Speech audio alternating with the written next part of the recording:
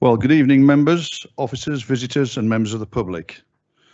I'm Councillor Tim Gibson. I'll be chairing this evening's meeting. The meeting will be recorded and proceedings will be conducted in accordance with the Council's constitution, including procedural rules which are available on the Council's website.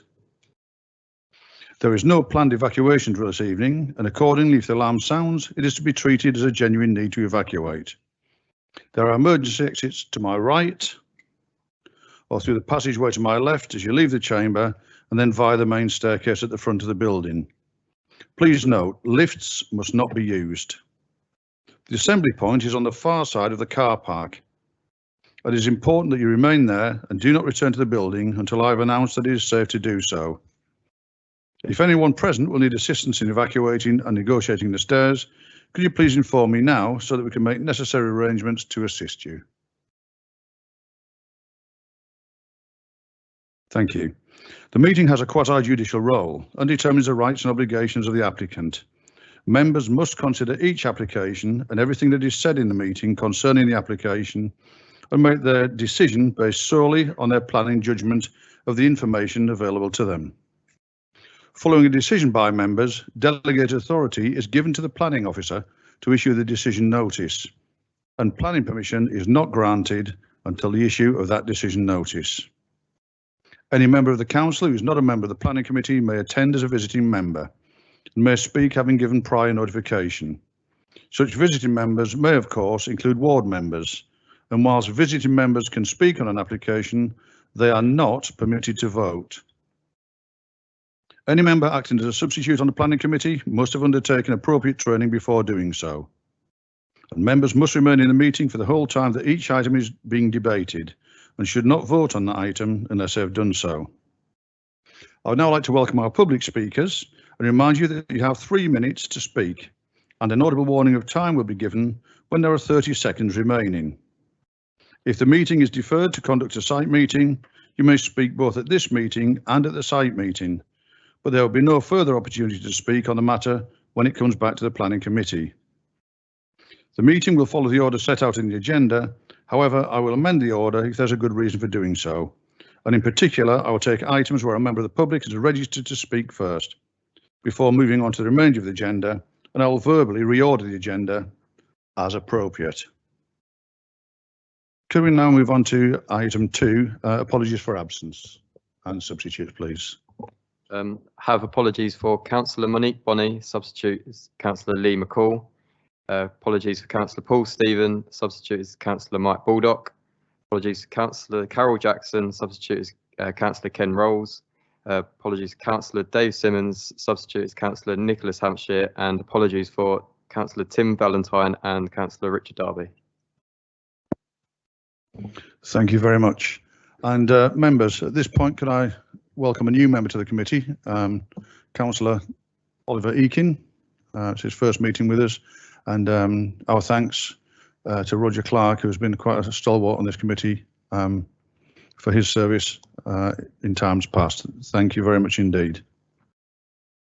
We now move on to item 3, which is to approve the minutes of the meeting held on the 14th of October 2021, minute numbers 377 to 384, as a correct record. Members, can I have your indication as amended? Yeah. Thank you. Item 4, could I now invite members' declarations of interests? First of all, pecuniary interests under the Localism Act and non-pecuniary interests. Okay. Councillor Baldock. Yeah, declare a non-pecuniary interest in item 3.2, as I have spoken to the applicant about this application and gave advice. Thank you. Councillor Clark. Thank you, Mr. Chairman. I've just noticed, flicking through the agenda again, agenda item 2.6, the applicant, Mr. Bartholomew, is known to me, although I have no predetermination on the application. Thank you. Councillor Hampshire, please. I have a non-pecuniary interest in the same item for the same reasons. I know Mr. Bartholomew. Thank you. Councillor Egan. Yeah, so the application for Jimmy G's on the promenade, I used to work with someone who submitted an objection letter, but I don't currently, and I've not seen them since. Thank you. Councillor Bate, please. Thank you, Chairman. Can I declare an interest in 2.3? I've been advising and discussing with the residents and the officers for the last 6 months, so I won't be taking part in the vote on that, but I would like to speak if possible. And on 2.6, same reason I declared an interest last time. I'm also someone who does business with Mr. Bartholomew, but I am not predetermined and am open-minded on the application. Thank you very much. Point of order. Councillor Baldock. Councillor Beard just said that he had been advising but would like to speak. Under 4C, it says where it's possible a fair-minded, informed observer having concern with facts, blah, blah, blah, then leave the meeting while that item is considered. Does that mean I thought I would have to leave the meeting because I have advised the applicant, nobody's took any notice. Is it okay in that case to stay, or I'll just check with our situation? legal office. Yes, so Procedure Rules 4.12 in the Constitution, paragraph 7. I won't read all of it, but when we get to the end, we are talking about interests. The member should declare. The member may speak on the item as a visiting member and then leave the room while that item is considered. So in terms of Councillor Beard for 2.3, speak and leave, and do I take it that that would be the same for you, Councillor Baldock, for yours on 3.2? Okay, thank you. That might be no bad thing. Thank you, Councillor Baldock, and thank you for that advice. Okay then, members, so we now move on to item 5, which is to consider the attached head of planning report, parts 2, 3 and 5. And there will be a changing the running order, and we're going to take item 3.1 first, if we may. 3.1, and this one is 21/501/435 and it's Borers Farm, Elm Lane, Minster on Sea, Sheerness, Kent. And I thank the officer now for a summary and any updates. Thank you.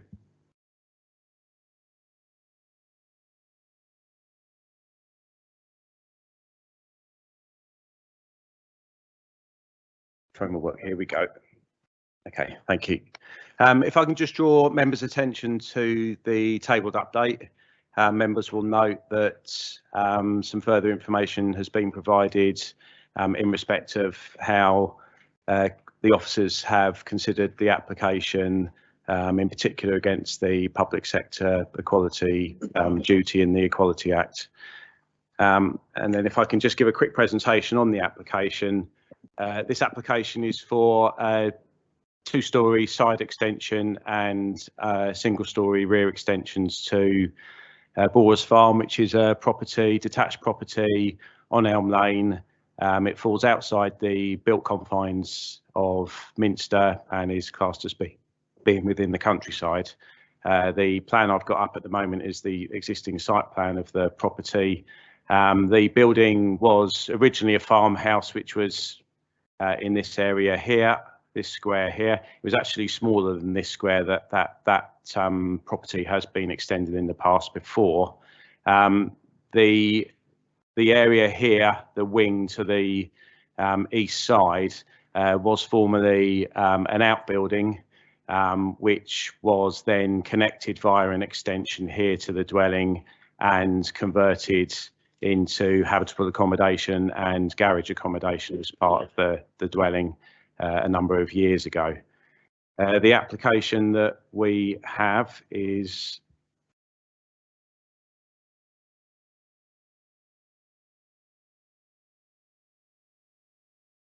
bear with me.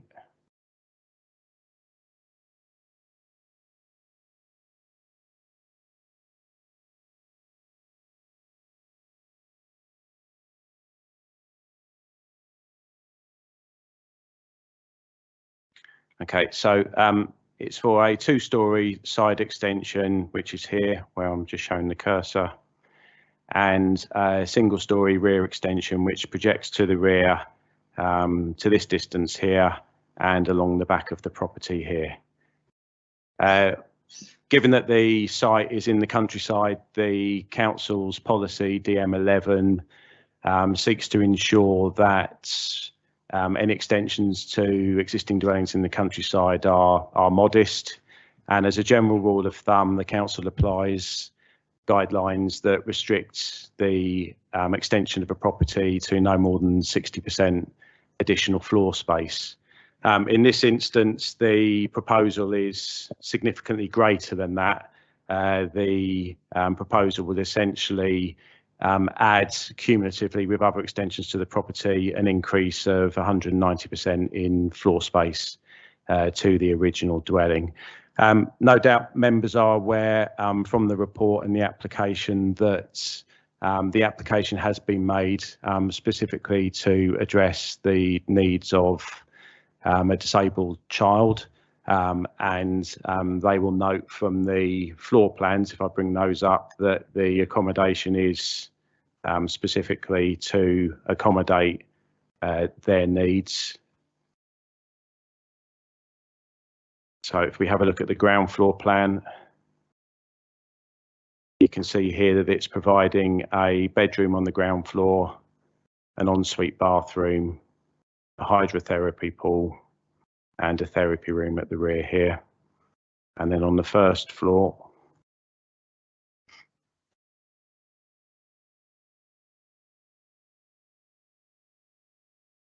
the 2-storey side extension incorporates a bed sitting room for carers and an ensuite shower room as well. I'll just show members some photos of the existing property.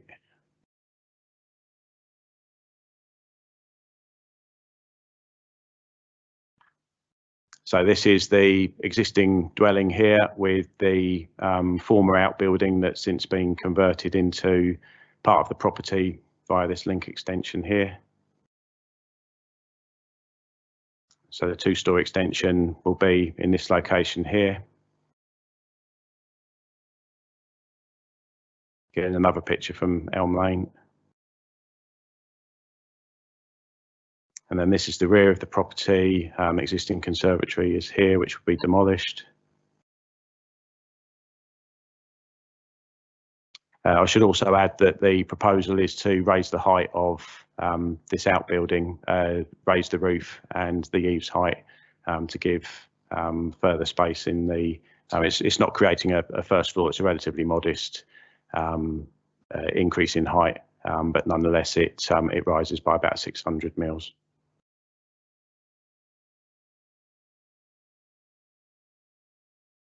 Now, this application has, as you can probably imagine, caused us some difficulties given the conflict with planning policy and the particular circumstances that have been advanced for the need for the extension.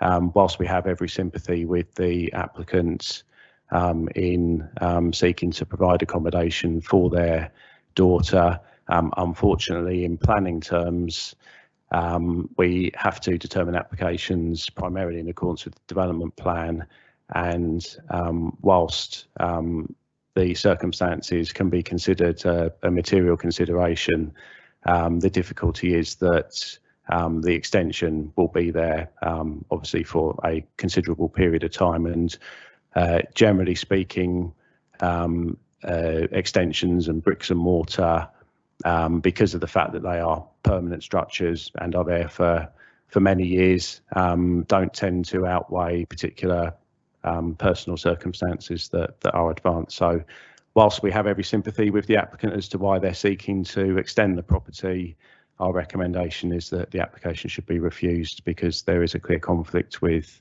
our rural policies, and in particular policy DM11 of the plan.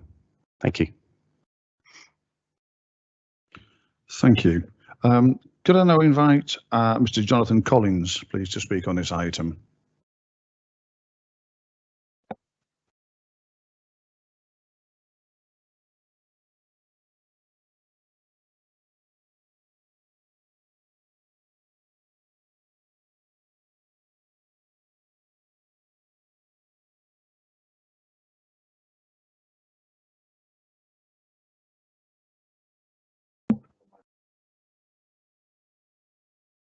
Good evening. I'm here on behalf of the applicant, Ruth Mayer, who acts as a professional deputy to Miss Amelia Swift. Amelia's 9 years old and has cerebral palsy, and she's totally dependent on her family and carers for all aspects of daily living and requires a wheelchair for mobility. Amelia lives locally in a small rental property with her family. The existing family home is entirely unsuitable and does not have many of the facilities that she requires. I've not raised the matter of Amelia's disability to gain sympathy, but to emphasise the importance and the need for the accommodation. When Boris Farm was identified as a potentially suitable property, my firm prepared scheme proposals to establish how it could be appropriately adapted. Amelia's level of disability means that she has very specific requirements, and each area of the proposed property has been carefully designed and considered, such as positions of rooms, wheelchair access, living care team, space for bathing, therapy, and equipment for ongoing development and care. We have designed the proposed scheme to be sympathetic to the existing dwelling and its surroundings. Whilst there's no immediate neighbouring, there's no immediate neighbouring properties, and there have been no objections from the local residents rather, to the proposals. Concerns have been raised by the planning officer regarding the size of the proposed extensions. We have endeavoured to address any concerns raised, but whilst minimising any potential compromise to Amelia's requirements. The original scheme included a 4-car garage and roof terrace, both of which are removed from the current proposals. The planning officer felt that the first floor carers annex could be removed from the ground floor incorporated in the proposed ground floor footprint. But despite various alternative scheme designs being produced, due to Amelia's space requirements, this has not been feasible. As highlighted in the submitted occupational therapist report, Amelia requires support 24 hours a day, which we provided by a formal care team. Having a full-time care team living in the family home can be very stressful, and a lack of privacy can be overwhelming for the family. Therefore, a self-contained suite has been provided with a separate staircase, which is essential to providing well-being and privacy for the family. Placing the carers on the ground floor would significantly reduce the space available for equipment Amelia requires. To help illustrate this, we provided a floor plan which illustrated all the equipment needed. As you'll appreciate, this is not a speculative development. It's intended to provide a lifetime home for Amelia and her family. And she's not... That's your 3 minutes, Mr. Collins. Okay. Thank you.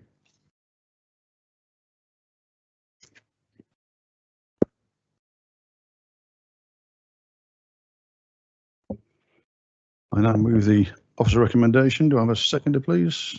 I'd like to second and speak as ward member as well, please. Thank you, Councillor Jones.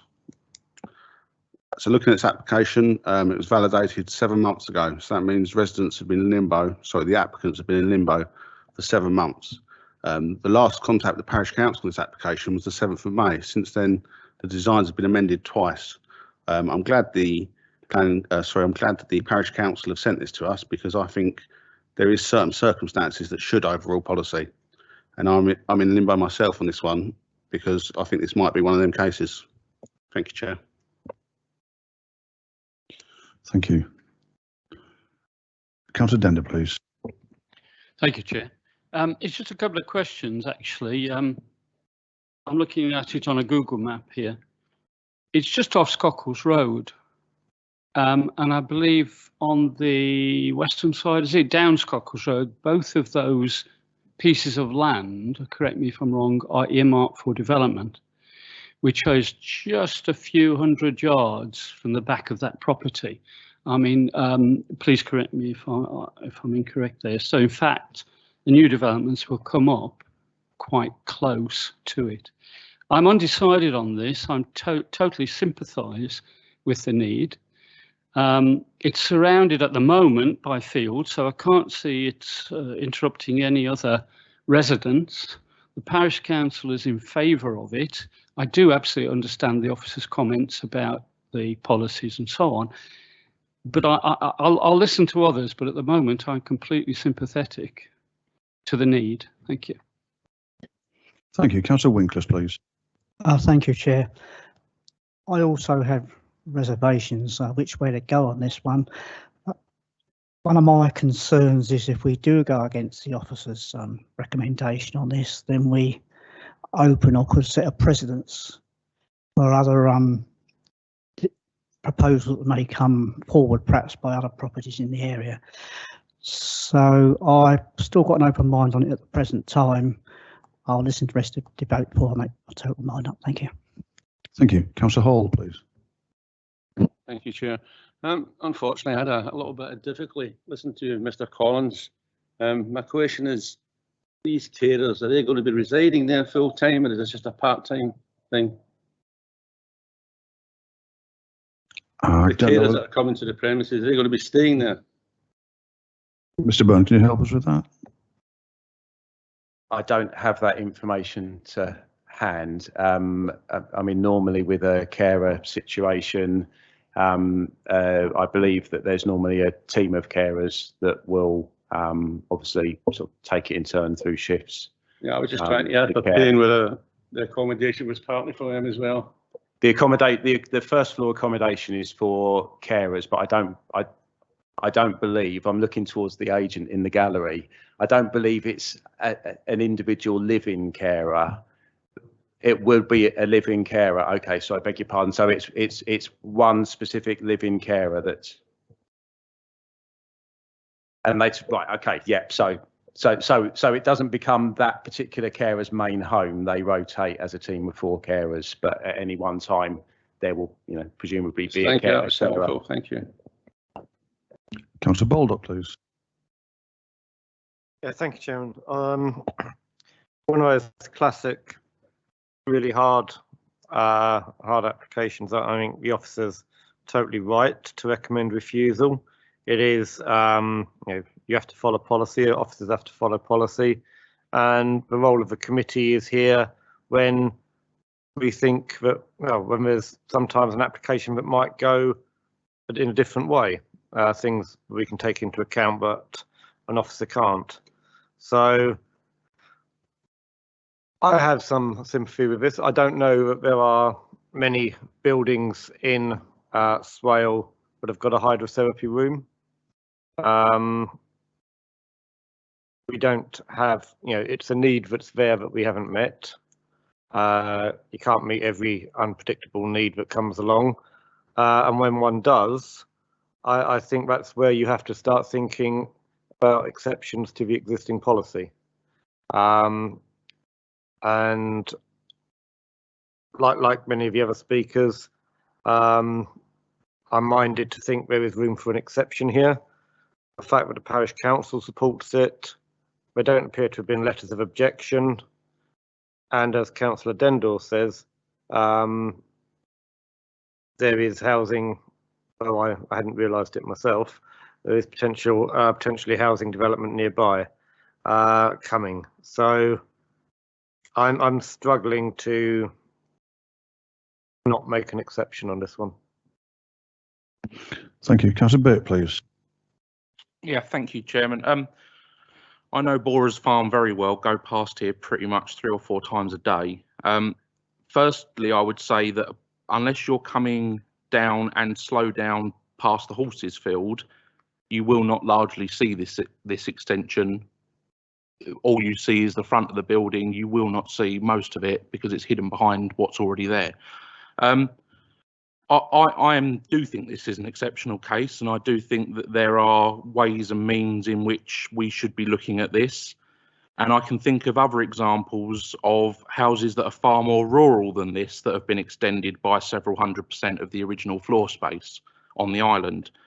A couple of clarification questions. The 190%, presumably that includes the existing building that was added on, or is it just 190% of the original dwelling? Because I thought that was how the calculation was done. And I have one other question, but I'll let you, Mr. Byrne, if you want to answer that one first. Yeah, that point's addressed in the main agenda. If I can just find it.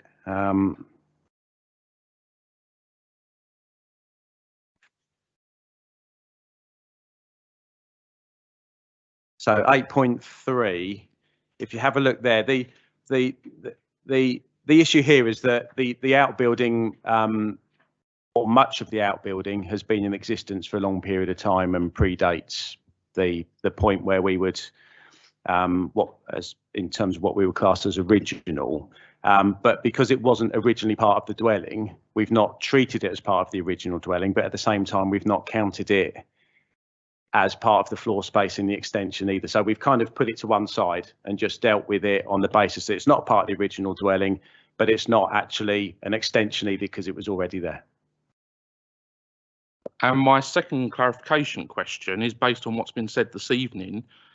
Item 5.1, Minster Parish Council support the application, but it doesn't clarify if they've given any reason for support. And unfortunately, in typical fashion, they haven't come this evening to talk to us. But it does say in brackets that they commented on the 7th of the 5th, 2021. And it's been mentioned by one of the previous speakers that this application has been amended twice since the parish indicated support. And I just wonder, has any conversation been had with the parish to check that they do actually still support this? Because it's been sent to us on a basis that the parish council support. But if it's been amended twice, that seems like a huge lapse to me. There's been several months gone past. I'm not saying they don't support it, and I'm likely to go against the officers on this one. But I think if that's the reason that this has come to this committee, we need to be tighter. Yeah, if I can just clarify, the amendments that took place, the agent did refer to them as well, but essentially the original application included a large extension to a garage outbuilding, which was removed from the scheme, and a roof terrace as well. And in addition, some windows were added to the fenestration on the front of the property.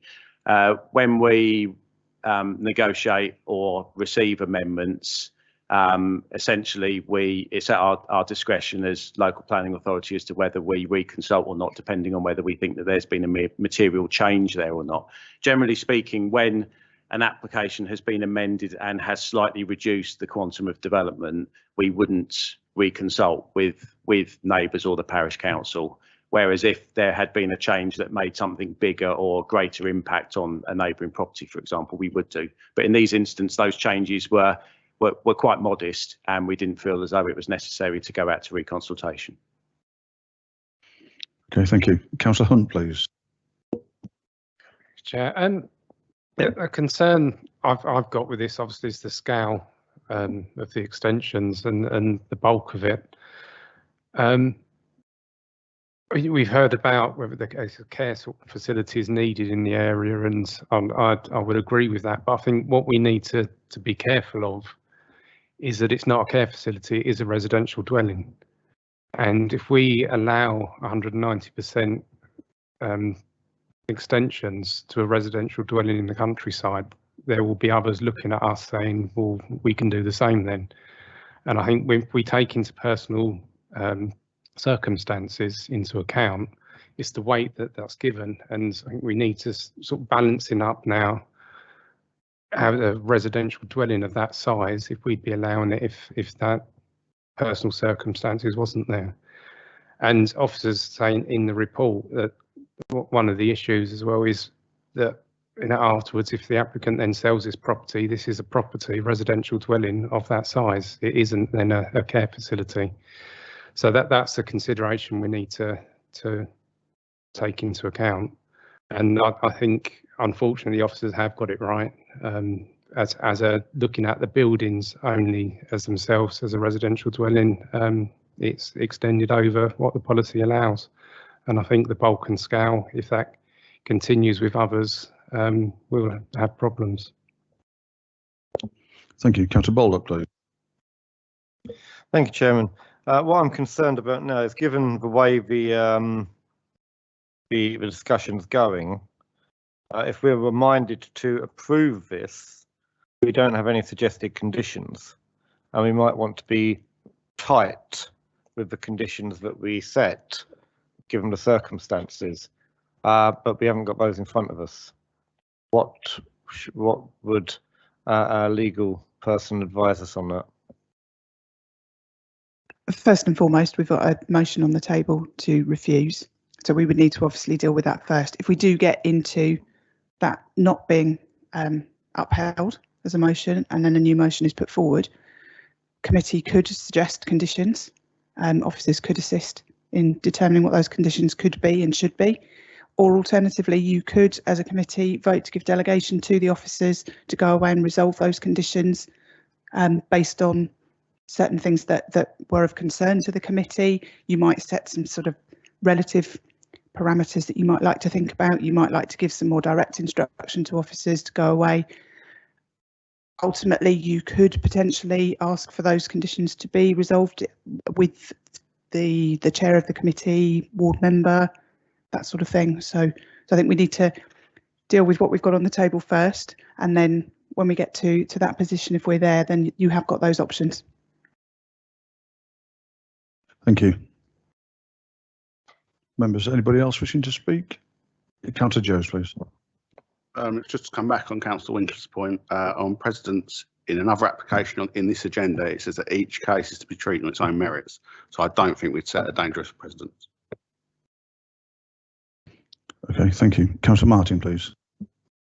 Yeah, having listened to the debate so far, I'm very much veering towards going against the officer recommendation. A brief search shows that we are desperately short of hydrotherapy pools in Kent, actually. Fine if you're a dog, fine if you're a horse, not if you're a person.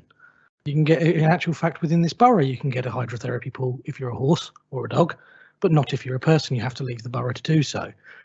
Realistically, in terms of the dwelling sitting there permanent and at some point being sold on, hopefully in the long distant future, it's likely to be somebody else in the same sort of need that would be looking to purchase such a property. I don't think it's that dangerous to set such a precedent. We should be ensuring that the housing that is developed within the borough meets the needs of our local people, regardless of how unique that need is.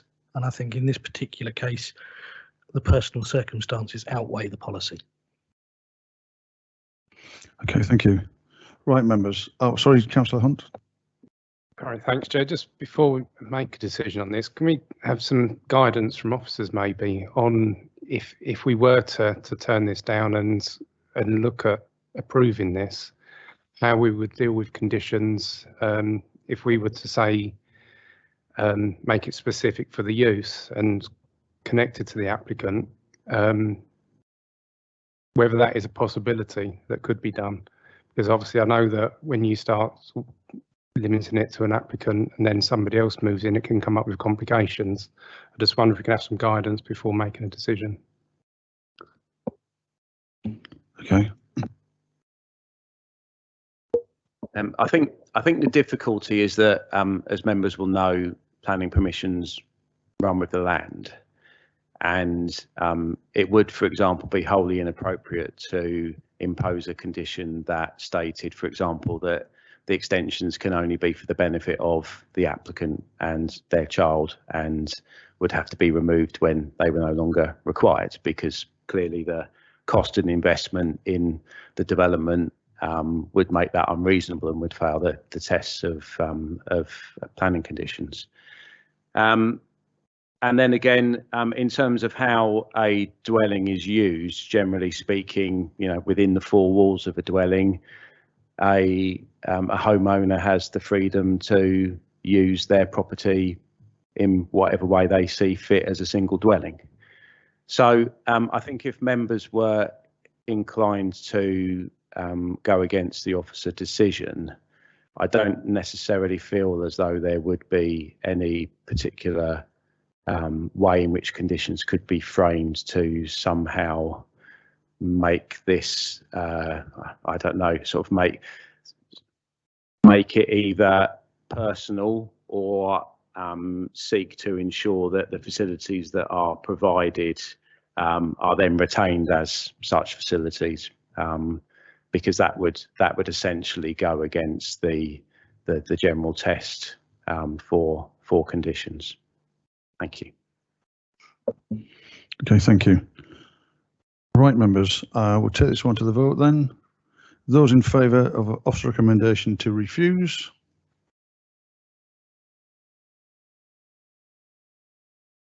Those against?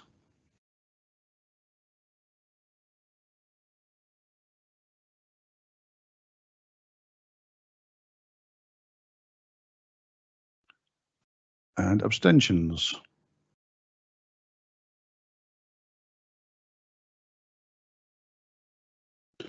That's 13 against and 2 abstentions. So the officer recommendation falls. Councillor James, please. Thank you, Chair. I'd like to propose we approve subject to delegation on conditions to the officers in consultation with the Chair and Vice Chair of Planning.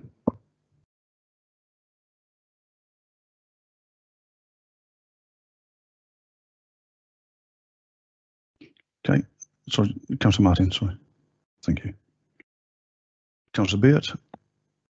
I'd amend that and add the 3 ward members. Agreed. Happy to accept. Councillor Hunt. Do we need to give some indication of what sort of conditions are for? Because if we're just saying add to conditions, I think we need to be given an idea if the committee are approving it, what they would be for. Yeah, Councillor Beard, please. Yeah, one of the things I was going to say, and I alluded to it in my previous comment, was I'm aware of other dwellings that have been extended by significant amounts. And one that I am thinking of that isn't too far from here, in a far more rural location, has been extended by 360% under delegated powers. And the reason being, and I've got the officer report in front of me, is that the stance was taken that the 60% threshold had already been fantastically exceeded, and there was therefore no justification to consider that as a reason for refusal. So if we approve this, I'd like that as a condition, that we make it clear that we're not removing our right to say no in the future to further extensions. Okay, thank you. And Councillor Baldock, please. Yes, going back to what the legal advice was, I think we should be looking at seeing if there is room to attach conditions, if possible, to secure the use of room going forward as other than dwelling. I don't know if that's possible, but I think we should look into it, see if there is conditions that can be attached to the nature of the carer residence, so it can't be turned into a separate residence. There may be, I mean, if it's a team of 4 people, that suggests a change every 8 hours, which suggests some of it might be in the night or overnight. We might want to consider conditions on time of movements, and if it's possible, is it possible that there are other use classes that we could consider? It may mean an amendment to the application and coming back, but I think that would, if that was required, obviously it's got the support of the committee. It would, perhaps answer some of the concerns people have got. So, okay, thank you. So first of all, Mr. Byrne, can you help us with Councillor Beard's query in terms of conditions? We just want to try to tie down as much as we can. Well, the point I was simply going to make was what we can do is impose conditions that remove further permitted development rights. So we can remove any rights to extend the property further, either in the roof, porch, rear, so on. We could potentially remove the right for any further outbuildings within the garden, if that was considered to be effectively a trade-off for allowing a larger extension. In terms of how we control the use, the difficulty is that fundamentally this is and will continue to be a C3 dwelling and used as a C3 use dwelling. And although it contains specialist accommodation for one of the family members' specific needs, there is no change of use there involved. It will still be a dwelling. In terms of the carer residence, it's a good point that Councillor Baldock's made, and we can impose a condition, I suppose, similarly worded to how we would impose a condition for annex accommodation, to ensure that the accommodation itself can't be separated out and used as a separate residence. Thank you. Thank you, Councillor Baldock. Yeah, and if Mr. Freeman was here, I think he'd also be asking of us that we give a reason why if we are minded to approve this, that we give reasoning why we're approving it.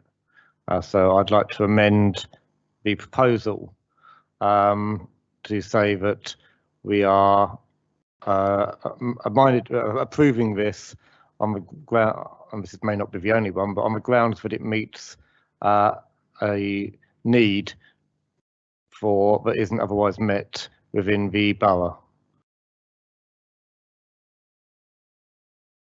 Okay, could we have a seconder for that amendment, please? Councillor Winkles, thank you. Members, those in favour of that amendment to the proposal?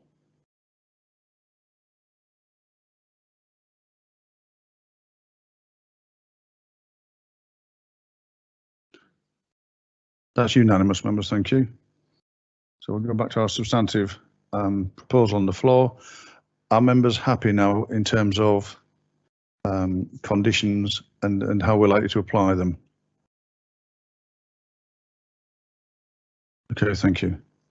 So those in favour of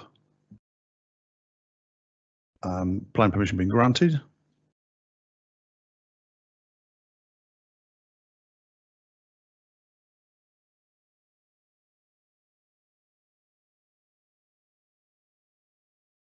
And that is unanimous too. So permission is granted subject to issue of the decision notice and conditions as amended. Thank you, members. Can we now work back in time, please, to item 2.4, which is 21/504571/full, and this is Greystone, Bannister Hill, Borden. And I'll thank the officer, please, for a summary and any updates. Thank you. Yes, hello, Chairman. Can you hear me? Graham Yes, Charlton? thank you. Okay, just to begin with, just in case this doesn't work too well, it turns out that the school 3 streets away has decided to hold their bonfire display tonight, and it started at 7 o'clock. Thomas, can I just stop you there for a second? Are you able to adjust your volume a little, please? So we can't hear that well now. Well, I can talk as reasons I can, but can you hear me fairly now?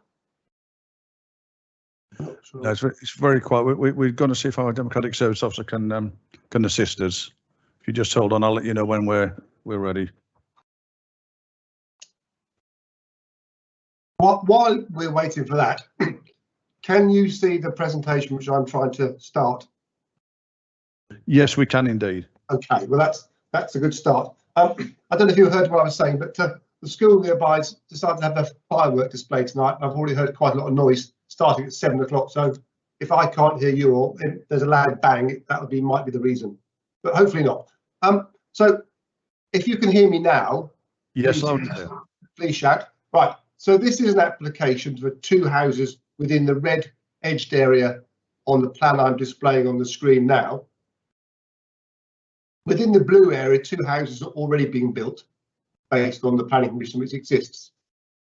And what I'll ask you to note on this plan before we move away is that there are 3 fairly modern houses down here or back onto the site. And this one in the middle is called Wycombe. I think this was Brookwell, this was Wycombe, and this was called Bellamy.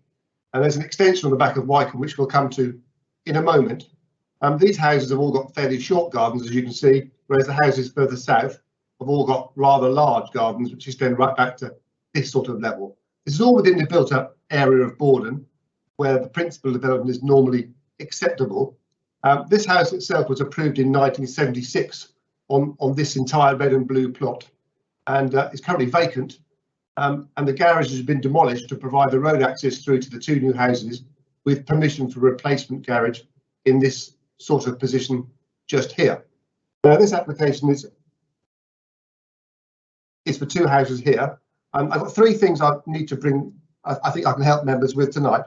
Firstly, our environmental health manager has commented very recently on this application and has suggested 2 additional conditions. She suggests 4 conditions actually, but 2 of them are already in the report, as on hours of construction and on electric vehicle charging points. That's condition 8 and 12. But she's suggesting 2 additional conditions which are on the screen now, about any asbestos being removed from the site under demolition and dust mitigation measures. So that's what I would add to the recommendation when we get quite to the end of that. The second thing and the third thing relate to emails which I believe members have received from neighbours over the last few days. Thankfully, some members have forwarded those emails onto officers, and so I've been looking at those issues carefully over the last couple of days, and I have got a couple of notes which I can help you with. Just before we start on that, the development being proposed is within the red area, as I described to you. These are the 2 new houses being built at the moment, and we've got the 3 adjacent houses, Brookwell, Wycombe and Bellamy, just down here. You'll see also at the top that the land slopes up from this boundary here, up in this direction. That's the highest part of the site up here. So this is the proposed section. The new houses will already be approved is this grade one here, and these darker ones are the ones that are being proposed. And if you carefully note that the section produced for us by the architects indicates that the garden to Wycombe slopes up, then the ground would rise very slightly too, and then the new house is built stepped up the hillside. It's more of a slope than a hillside, but there we are. So that was the original application sent to us. And you'll notice here that this house here, which some people call plot 3 or house type C, is within a metre or so of the boundary here. And given that land is higher than Wycombe, that was a concern to us and to residents, and we've had objections, and you've read the objections. So we asked the applicant to do something about that. And you'll see on the next slide that what they've done, they've moved the house and the garage away slightly from the boundary. So the amended block plan shows the house now 2.2 metres away from the boundary and the garage substantially further from the boundary. This house here is more or less in the same place. Its distance moved away. And the question really is the impact on the back of Wycombe, because it's directly behind Wycombe and not directly behind Brookwell, and the garage is moved, and it's not directly behind Bellamy, who's still got a fairly clear view up across the site. Bearing in mind that before very recently, this entire site was very heavily surrounded by very tall, very dense Leylandii type trees, which offered a very private area within the site, but also no views across it, and were quite oppressive on the boundary. So one of the emails which members have received is from the occupiers of Wycombe here, and that concerns the impact on them. And I've got a little note about that to explain the issue which has been brought up.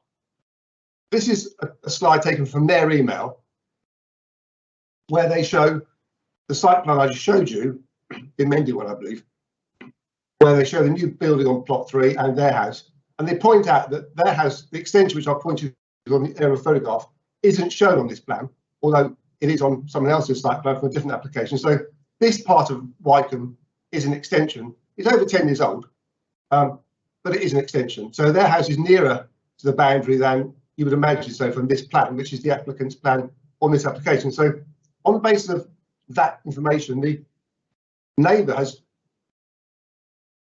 drawn up this sketch of how they think it will affect them. The significance of this is that the diagonal lines here are at 25 degrees because that's a suggestion from the building research establishment as to how you judge overshadowing. And what the neighbours have tried to do is to superimpose on the applicant's sections how they feel the bulk of the new house will affect them. Now, what they've done in so doing is drawn the extension on, firstly, here, which you can see at the back of the house there. They've also drawn on the fact their garden is pretty flat, whereas the applicant's plan doesn't do themselves the justice because it shows the gardens being deeply sloping, and therefore this house appeared to be lower relatively than that one. But the actual fact, having been there on Tuesday myself, is that this garden is very, very flat. It's not exactly flat, but it's as flat as most gardens can possibly be. So this step up here doesn't really exist. This 1.8 metre high wall at the bottom of their garden is also a 1.8 metre high wall on the other side. So the ground level here is essentially the same level as the ground level here. It may be a brick difference, but it's not much more than that. So it's pretty much the same both sides. So what I've tried to do is, bear in mind the 25-degree line, and bear in mind also that as a council, we don't normally apply the BRE guidance. We normally have a different standard, which I'll just about to come to. What I've tried to do is try to demonstrate what the situation really appears to be on the ground. And this is something I've done myself, and apologies for anything that doesn't look perfect. What I've tried to do is show that the garden of Wycombe is actually pretty flat. So I've drawn that there, and I've drawn the extension on and raised the height of the roof. So because the height of the house at Wycombe is actually higher up relative to this than you would have thought so from the previous diagram. I've also shown on, in red, an 11-metre distance from the rear of the extension, which is where we would normally approve a 2-storey gable wall. So in the hatched blue here, I'm showing you that according to the standard we would normally use, which is 11 metres from a rear window to a side wall, we would normally approve a house or an extension at that red line. And that's a house of a 5-metre eaves height and an 8-metre ridge height. That's the fairly typical normal values. This house has got a 5-metre eaves height and 8.5-metre ridge height. It's got quite a steep roof. But we'd normally approve something in this blue zone with the house going over to here, this being the near end of it, of course.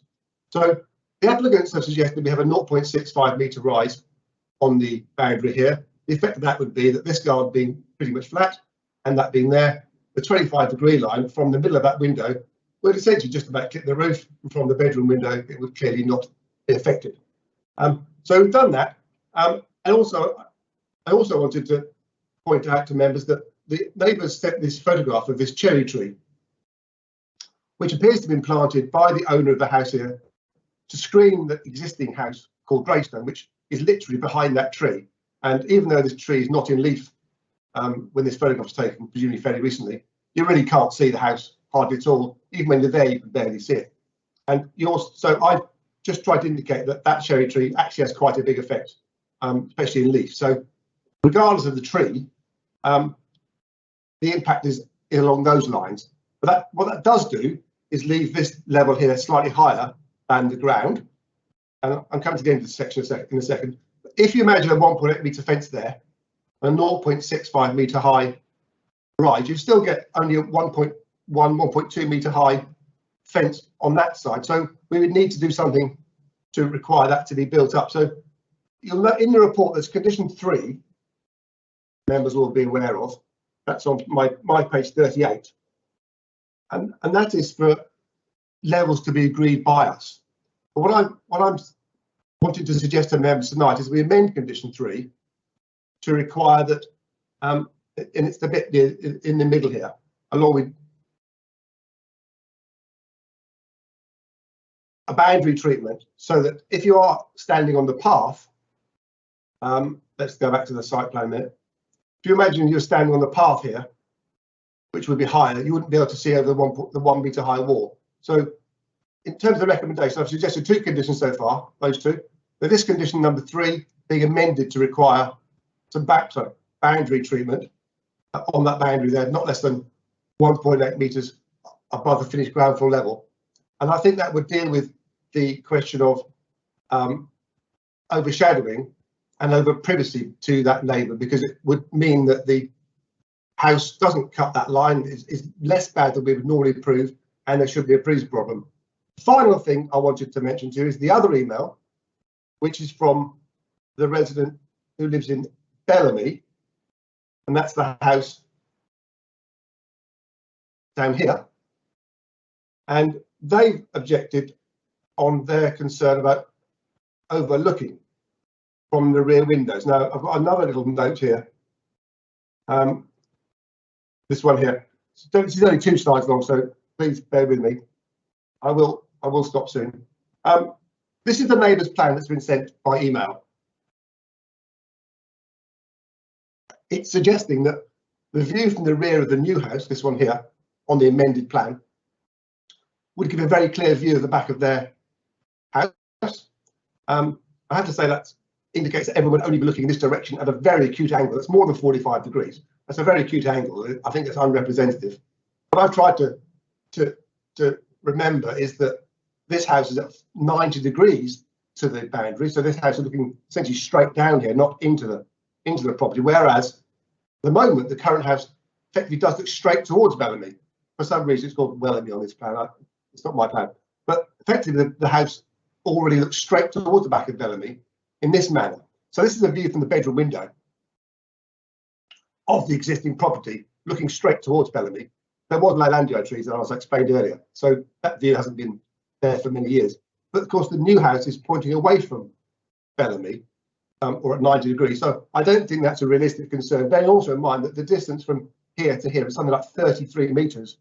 It's well in excess of the 21 metres we would normally expect to have. So to conclude, there are 2 extra conditions from the environmental manager. There's an extra condition I'm recommending about the fencing regarding the levels.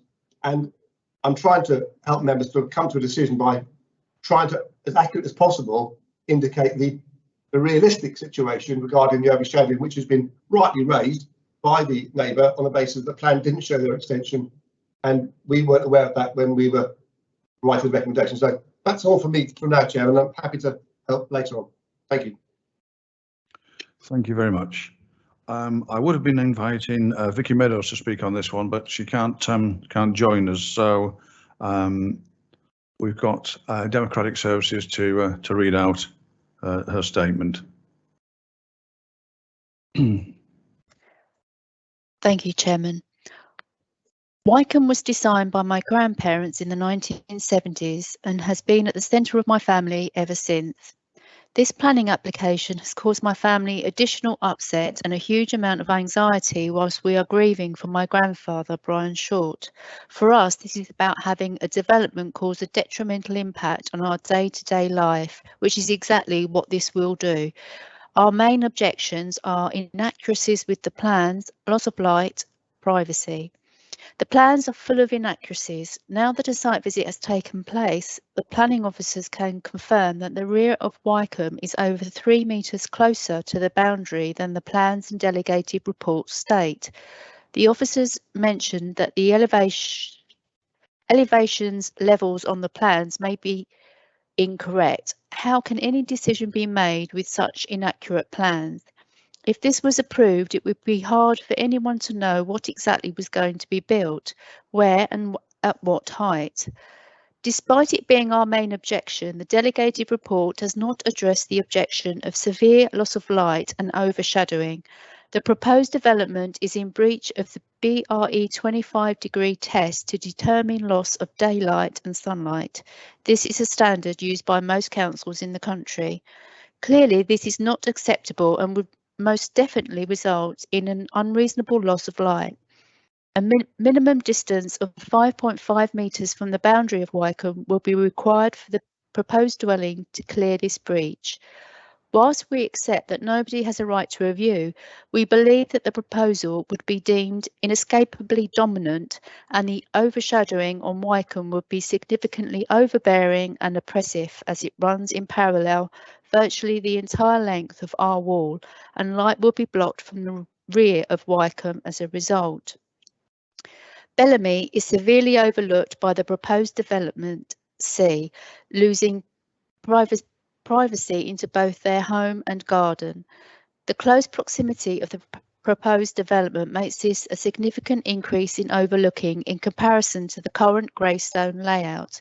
This was never a problem until the recent removal of screening by the applicant. Conclusion. We urge you to please consider our key objections about inaccurate plans, the significant loss of light and privacy. At the recent site visit, the planning officers acknowledged that the plans were inaccurate, that the current Greystone dwelling is currently virtually unnoticeable to Wycombe, whilst the proposal will virtually stretch the whole width of our property. They also shared with us that they were disappointed that the applicant had rejected their suggestion of swapping the developments over to better fit the space. We believe that a more proportionate solution could be found, but the current proposal as submitted is not acceptable due to it being overbearing, overlooking and containing important inaccuracies. We therefore ask that if you have even the slightest doubts about these plans, that you either reject the proposal or defer the decision to allow time for revised, accurate and proportionate plans that address our concerns to be put forward, as that is in the interest of all of us. Thank you.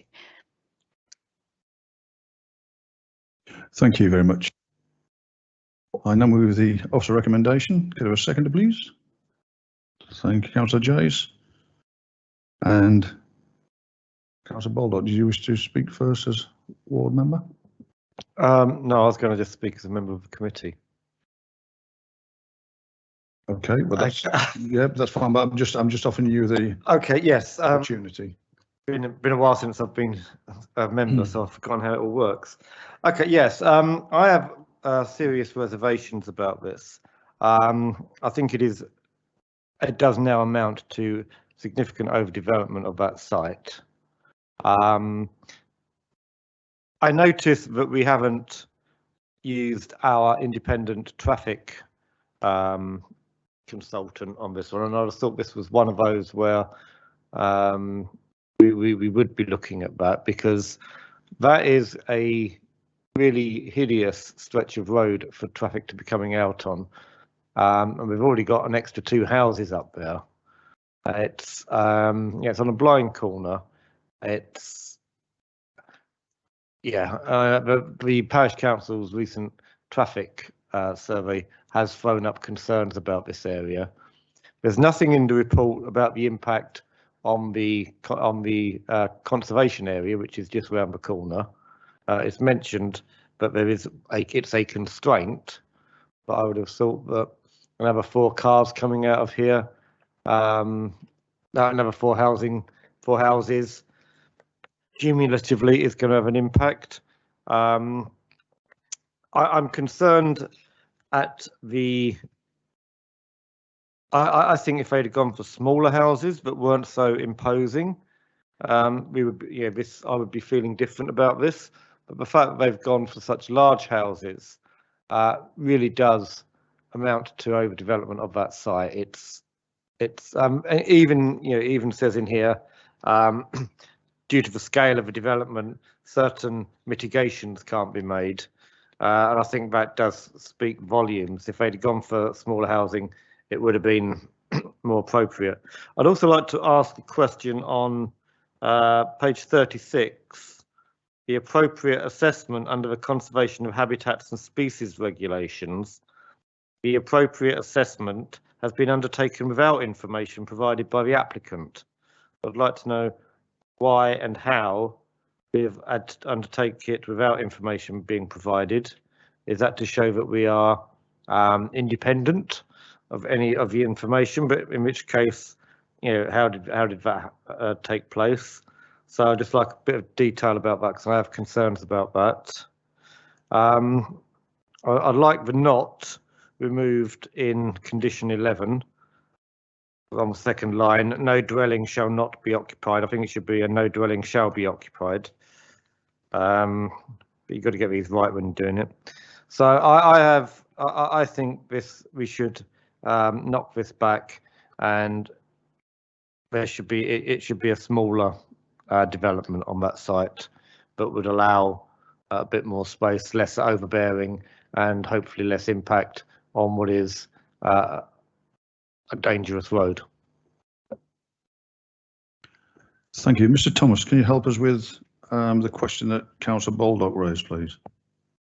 Well, hopefully the issue really is that Natural England have come up with a recommendation that a tariff should be paid for all development of new residential development within 6 kilometres of the SPA, and we don't tend to need information from the applicant to tell us that it's within 6 kilometres of the SPA, and unless they're proposing to completely mitigate that risk of additional recreational pressure, and that hardly ever happens, then it's standard wording according to the appropriate assessment, which we've recommended to you on many occasions now, that we say, without information to say there won't be a risk, we consider there must be a risk, and therefore we require the tariff to be paid to fund the mitigation measures that have been agreed across North Kent.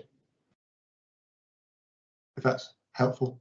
I'm grateful for Councillor Baldock spotting the error in condition 11. Thank you very much. Thank you. Can I invite Councillor Hampshire, please, as the other ward member? Thank you, Chairman. And I'm going to be speaking as actually a member of the committee this evening, although the application is within my ward. Firstly, I'm incredibly disappointed actually to have quite lengthy new conditions or amendments to conditions being verbally updated. I see no reason as to why they couldn't have been emailed to Democratic Services and actually tabled so that members of this committee and others could actually see them in detail. It's very hard actually to work out what the wording is on the screen. It's not particularly clear. And equally, I shared the residents' frustrations over the inadequacies in the report. And although I'm grateful at this last hour for that to be taken into account and considerable work having been done to address those legitimate concerns, to be fair, I think actually that this report should have been withdrawn from the committee tonight and been represented when it had all the accurate information in tow. I note that it's being said that this is in the built-up area of Baldon. I would actually dispute that. This is actually quite a rural lane. It's quite narrow, and actually, this site lies within an S-bend, which actually has a hill. And I don't think the photos from downwards, shall we say, sky down, actually do it very much justice as to actually how unclear the sight lines would be, and the increase in the traffic that these types of dwellings would create. I think the road personally couldn't take it. It does struggle to deal with the traffic that goes along it as it currently is. Now, there's been 7 objections, and that may not seem like an incredibly large number, but for the few number of properties that are along this road and adjacent to the site, that's pretty much all of them. So actually, it's caused considerable concern to the local area. Personally, the council's always taken a very dim view of sort of backyard development, and I can't see how this would be anything different. These are substantial properties in a fairly rural area that would be overbearing and out of character to what has been there before and what is currently there now. So I personally would ask that the committee refuses this decision tonight, because personally, if you look at a decision that has been omitted from the planning history in 1981, that was for similar, new buildings and that being built on this site, it was turned down for the lack of amenity, the overbearing, and it being out of character. And if that was the decision that was taken then, I don't see why an officer can come up with a completely different decision tonight. I don't see much difference between the two.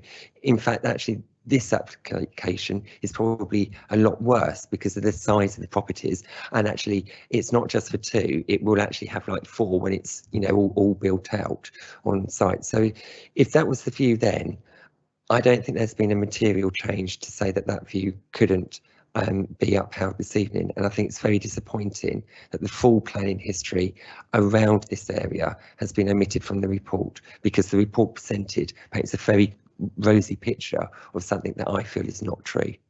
Okay, thank you. Councillor Winkles, please. Thank you, Chair. Can the officer possibly, if so, show us a picture how close the proposed demolition of the property to the neighbouring properties Are any pictures to show us, Graham?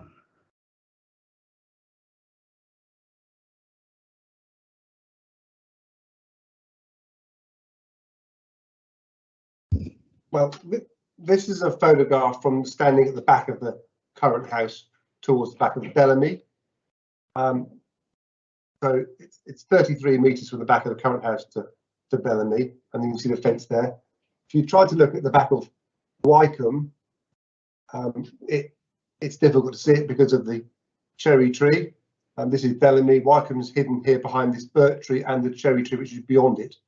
And then there's another house called Brookwell, which is to the left. And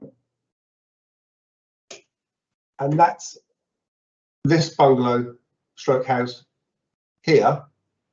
Now, at the moment, those properties are significantly overlooked, as I've explained, by the house at the moment, because if you look, once you look at Brookwell from the bedroom window, you can pretty much see all of its garden, notwithstanding the concrete blocks in the foreground. And as I said, for Bellamy, if you wanted to look at Bellamy from the bedroom window, you would get an extremely good view too. Just a minute.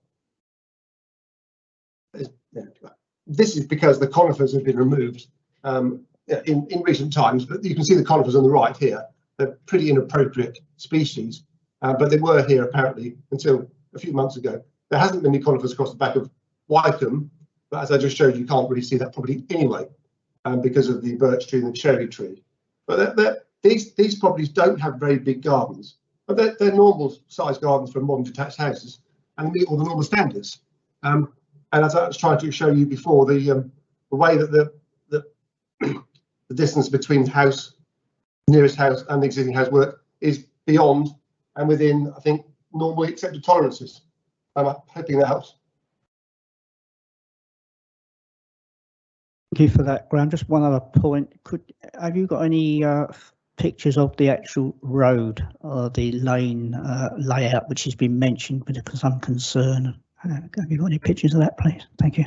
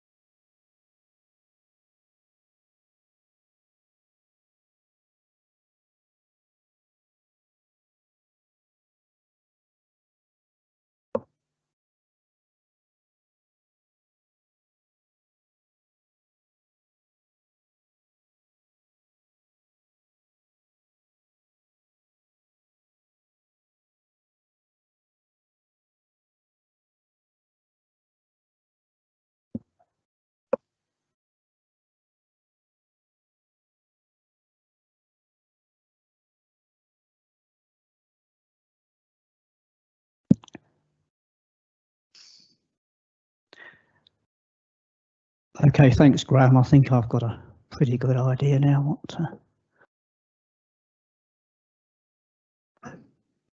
Okay, thanks very much. Okay, thank you. Councillor Hunt, please.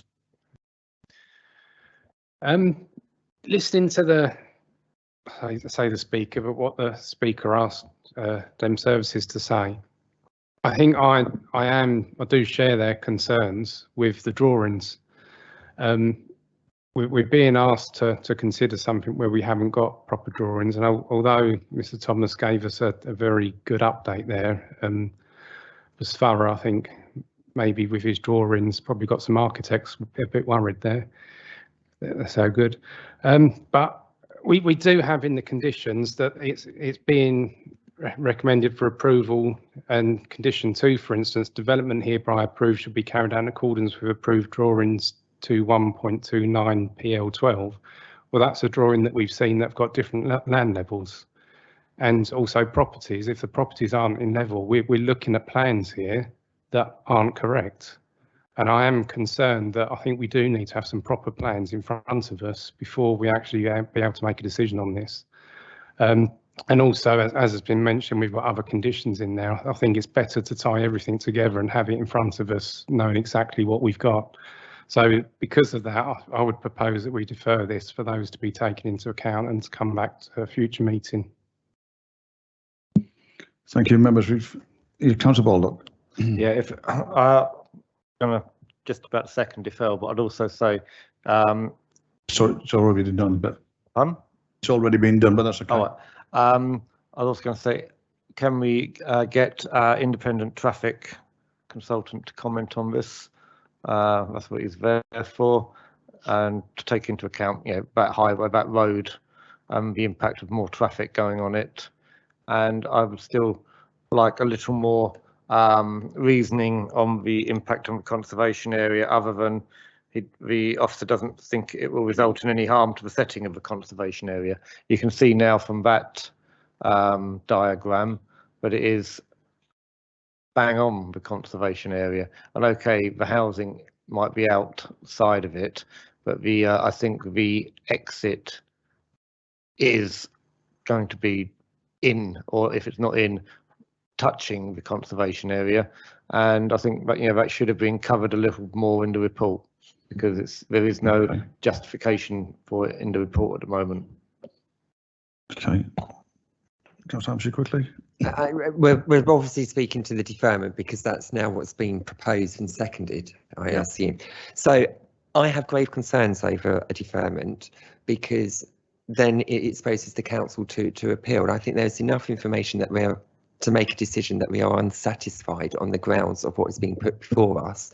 And then if the applicant wishes to submit a proper application with all the facts, then that's at his choice. But my fear would be, if we were to take a deferment this evening, then we're basically ticking down that clock and exposing us to an appeal for non-determination, and then actually the applicant gets away with what they're proposing. That's my fear. So I would strongly urge people, if they feel that they can reject this, which I think actually there's a great deal of support for, we should reject this application this evening.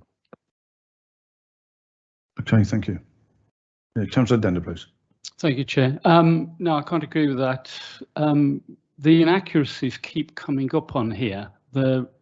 As Councillor Hunt said, the layouts are not correctly showing us.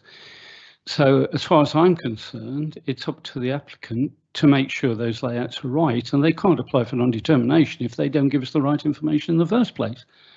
As per Councillor Baldock, I'm also concerned about the access, the traffic. I know that hill.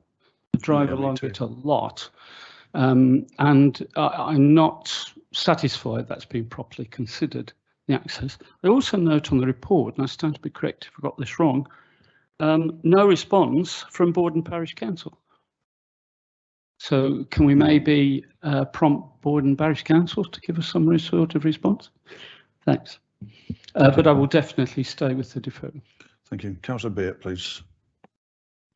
Yeah, thank you, Chair. I'm happy to support the deferral on the basis of that we would want them to come back with proper drawings, because that is what our conditions have got in them. And I don't enter into the idea about non-determination, because I do think the applicant will want to work with officers to get this right. It is likely an oversight or a mistake. I mean, what we're talking about is an extension that they've left off the drawing, not a whole dwelling, for example. So I think the likelihood is they will be very quick to submit amended drawings. This idea of bringing in an external or a consultant on highways. Now, I've never been one to take Kent Highways' word as gospel. I've, for the last 7 years in this committee, challenged a lot of the things that they come out with. But in 8.8, the sightlines have already been approved under a previous application, and that Kent Highways raised no concerns. Now, I was extremely worried by some of the wording used by the ward member when he referred to it as a dangerous road. So I've just had a look on the crash map, and there's been one crash there in 20 years, and it was in 2003, and it was a single car involved. I wonder what justification there is to spend money on an external consultant for a road that clearly isn't considered dangerous. Councillor Hunt, please. Thanks. Just listening to all the other bits that have been asked for, I am happy to include those within the amendment that I put forward. I think if there is a traffic consultant that we've got, then let them look at it, and if there isn't the problems, then that will come up in the report. So if those concerns are there, then we'll find out whether they're relevant or not. But with all those other points, I think it's good to get clarification. If the report's coming back, then those can be covered. The concern I've got with what Councillor Hampshire said is that if we haven't got the right plans, if the committee does go and look at a refusal, we may be coming up with reasons for refusal which actually we can't tell on that plan. So we do need those plans before any decision can be made. Yeah. Councillor Dender, please. Yeah, sorry, very quickly. I should have said when I said about the plans, I'm finding it very difficult to get a feel for the topography. So if they maybe came up with some better layout showing us the topography, the slopes and so on, that would be very helpful, I think. Thanks. Okay, thank you. So members, the proposal on the floor is for defer. Yeah, Councillor Baldock.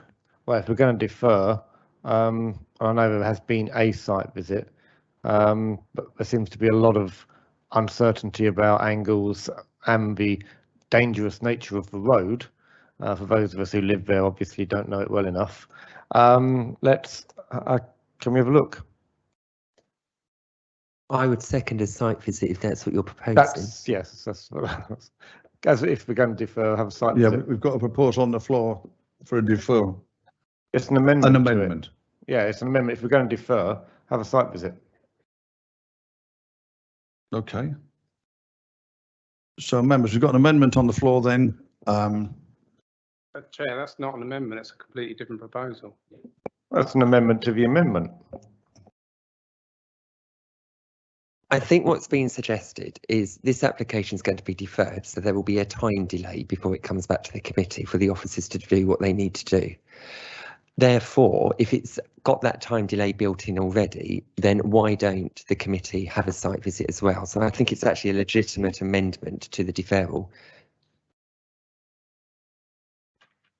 Okay. Councillor Jones. If it's not amended now for a site visit, then we won't be able to speak on it once we've voted on this, and then we'd have to wait till December to talk about site visits. I think it's relevant. Okay. So, Charles, sorry, I'll just check the legal position. I'm keeping it busy tonight. Chair, if it's easier, I can amend the proposal to include a site visit whilst being deferred to deal with all the other issues that have already been raised. Here. Well done. So that's proposed and seconded. Councillor Baldock. Oh, clearly you're not aware of the procedures. You weren't until you asked. Thank you. Members, those in favour? Deferral and site visits.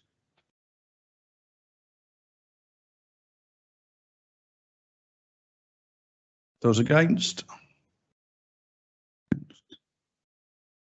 That's 14 for and 1 against. So the deferral with site meeting is passed. Thank you. That was painful.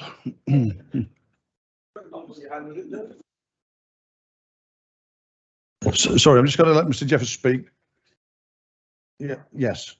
Sorry, Chairman, just clarify what members have just voted on, and so that officers are clear what members want them to present next time we put this application in front of you. So we deferred it for accurate plans in respect of the site levels and the extension on the neighbouring property. Members have got concerns about the conservation area, how near it is, and the impact on the setting of the conservation area. There's issues about the access, and Councillor Baldock suggested about getting independent highway consultant involved. Some other members queried that. I'd just like some clarification on, do members want us to seek advice from a highway consultant or not? I was made clear in the proposal that that would be included. Yeah, absolutely. Thank you for that clarity. That makes my life a lot easier. And a site visit for the committee. I think those are the points. Thank you. Councillor Dindal wanted to think about the topography of the site, if that's possible to add that. So that was a plan to get a section through so we can see the level. Yes, yeah. Thank you.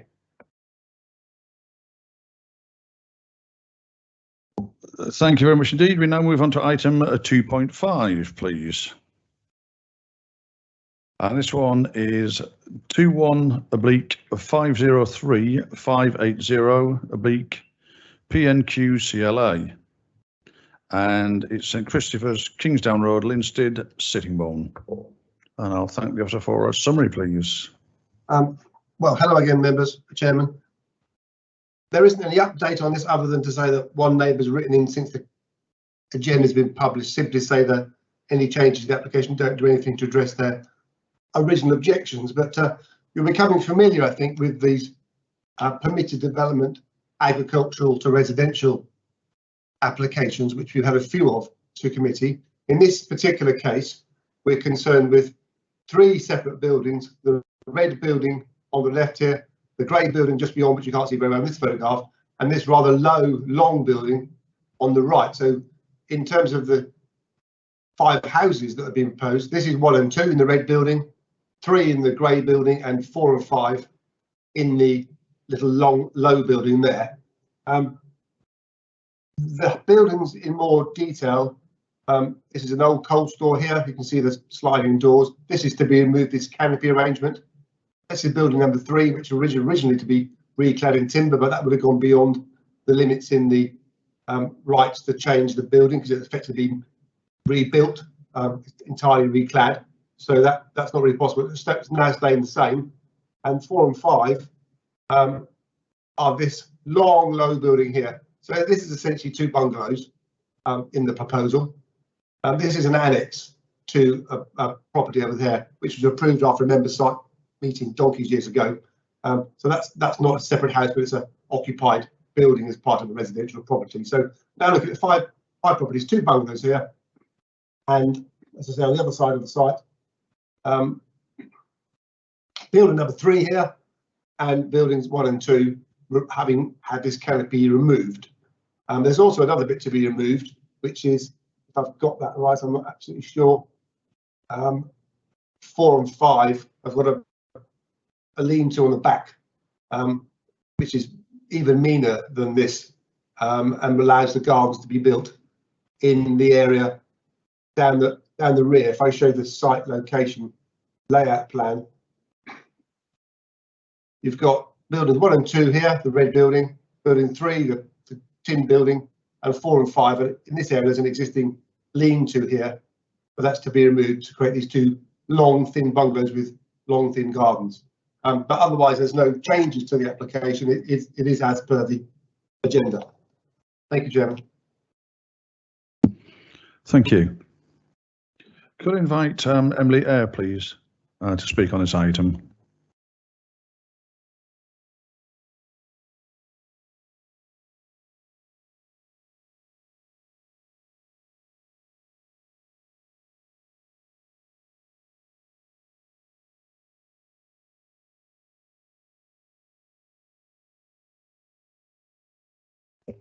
I fully understand the need to look at this from a purely technical perspective. However, I strongly feel that there are areas within Part Q that require further thought or investigation before the committee can make an informed decision, especially as something which has such a massive impact on people's homes and lives. If I may address some points in the report. Section 2.2, whether the location or siting of the building makes it otherwise impractical or undesirable for the buildings to change from agricultural use. We would argue that this location and siting is not practical or desirable. There is no mains drains. Where will the cesspits be sited and still remain within the domestic curtilage, especially now plots have greatly reduced gardens? The site is too small for so many dwellings, as highlighted by revised plans removing parking spaces.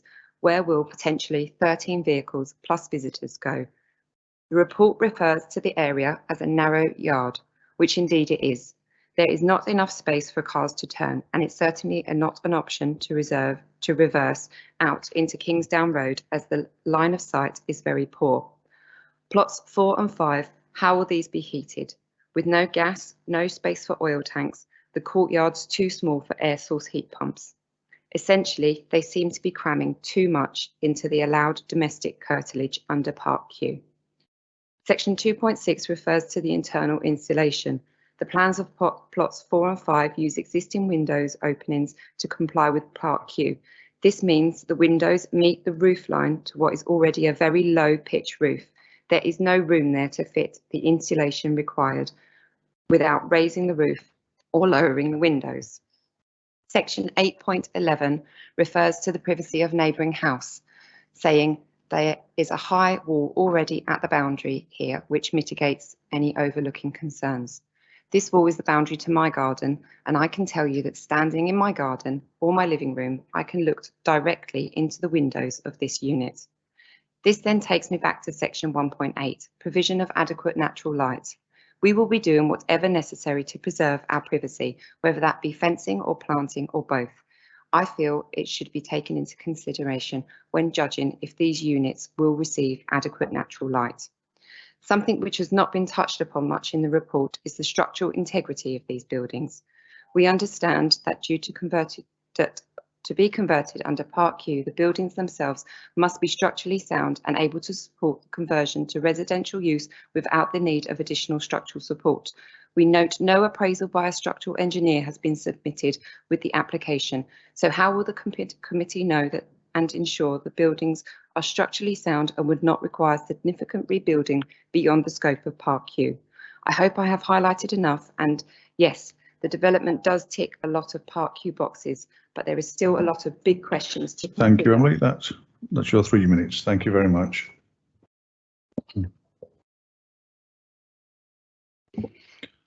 I now move the officer recommendation. Can I have a seconder, please? Thank you. Councillor Baldock. Thank you, Chairman. Yeah, the speakers touched straight on the point I was going to raise. Whether the location or siting of a building makes it otherwise impractical or undesirable for the use of a building to change as proposed. Now, we're always being told that dwellings should be sustainable in sustainable areas. If we came forward with a proposal for 5 new houses in this place, we'd be saying no, it's not in a sustainable area, it's too far out, not enough to shops. Back to Cardo visit, apparently doesn't amount to much of a tin of beans. So that's what we're always told. So why isn't it considered impractical or undesirable in these circumstances? I struggle with I know it's these new rules that are being brought in, but I struggle with how on one hand we have to say new housing has to be in a sustainable area, and on another hand we just say this is not otherwise impractical or undesirable. And I would also like to have a clear answer about the structural report.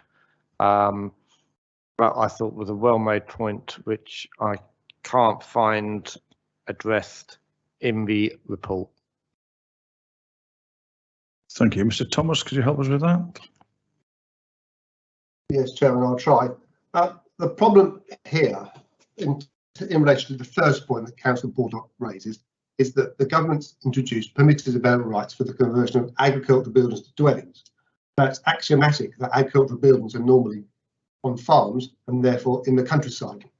And whilst we would not, as Councillor Baldock explained, normally approve housing here, and we've no doubt refused plenty of housing in this area here and about over the years, these permitted development rights essentially cut right across those policy objectives. And it's clear in the National Planning Policy guidances that we should not be applying our normal local plan policies to this question. The situation here is that the Planning Commission is already granted for this in principle by the General Permitted Development Order, and all we're being asked to look at is whether that is actually practical to make these buildings into houses, not whether they should be made into houses, because that's already enshrined in the regulations. So while this isn't an isolated rural location, it's certainly not one where you would say that the buildings are impractical to be used. The example given in the guidance is that a building at the top of a hill, a long way away from a road with no possible way of supplying water to it, for example, might be impracticable. Now, we refused we refused prior approval for a building near Norton a few months ago, maybe a year or so ago, on the basis it was entirely on its own, entirely inaccessible other than through the use of extensive lengths of farm track, and would have no neighbours, no way of anyone knowing where it was, no address, and would be so far removed from any neighbours that it would be almost untrue. And we lost the appeal on the basis that the inspector felt it was reasonable. So I think this is by far and away at the very near end of the scale in terms of the practicalities. It's a few feet from a road and a few metres from a reasonably main road, the one between Linstead and Donington, albeit one would have to use a car to get in there. So I don't think there's any mileage whatsoever with respect to saying this is an impractical location. It's 100% more reasonable than the one we lost the appeal on. And in terms of structural reports, we've had some experience on appeals with this too. The permitted development rights allow for replacement roofs, walls and windows. And there comes a point, of course, in that debate where you have replaced every wall, every roof and every window, and you've essentially rebuilt the building. And there's a famous case called Hibbett relating to that one, where if you do that and you go through the stage where if the frame of the building sits in the field like what I call a spider, a naked spider, and you then replace every other piece of the building, that's rebuilding. This isn't that situation at all. I showed you the photographs of these buildings. These are substantial brick-built buildings, 1 and 2.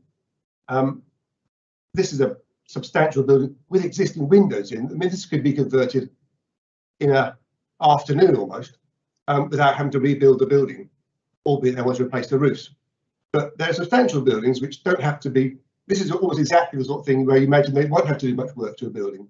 And I don't think anyone would suggest that's just about to fall down and couldn't house somebody. So I think we've had appeal situations on that, and there are situations where we've, as officers, felt that the rebuilding has gone way beyond, and we've again been successful where we've argued that point. So I think we are on the right side of the line here by quite some distance in terms of that issue too. Chairman, thank you. Okay, thank you. Councillor Hunt, please. Thanks. I think it is difficult when we come to these types of applications because we're limited on what we can turn it down on. But one of the things that I've considered lately, I don't like permitted development rights because of the limited control that we've got over it in some instances, and some of the design and everything you end up with. But when you've got buildings like this that are already existing, we were always complaining that we're building on green fields, and to have the numbers, the properties that we need to get, obviously we haven't got a 5-year supply at the moment, and whilst this hasn't many properties that are going to be coming forward, it does add to that. And if we're going to be reusing buildings, it's a good way that we stop building on green fields. And I think that's one of the cases that it's a good thing to have this. As the officer's report says, I don't think any of the reasons that we could turn it down on and refuse this, we've got a chance with, and for that reason as well, for getting properties without taking up green fields, I completely support it. Okay, thank you. Members, anybody else? Councillor Jays?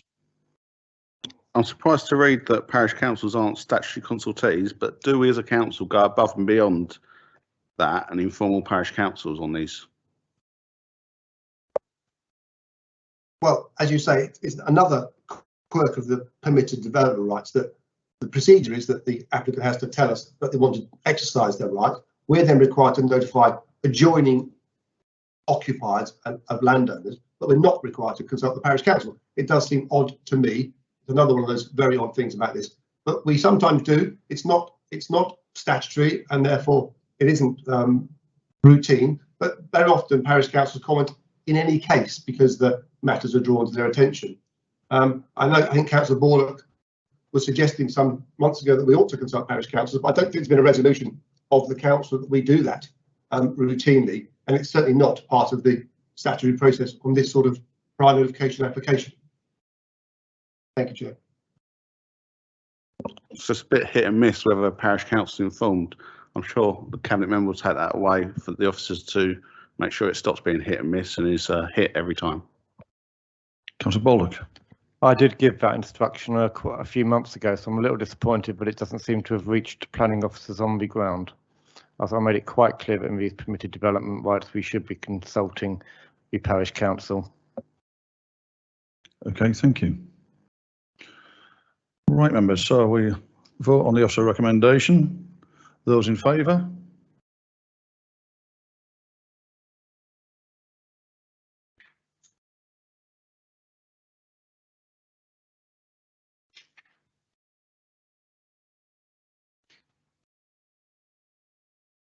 Those against? And abstentions?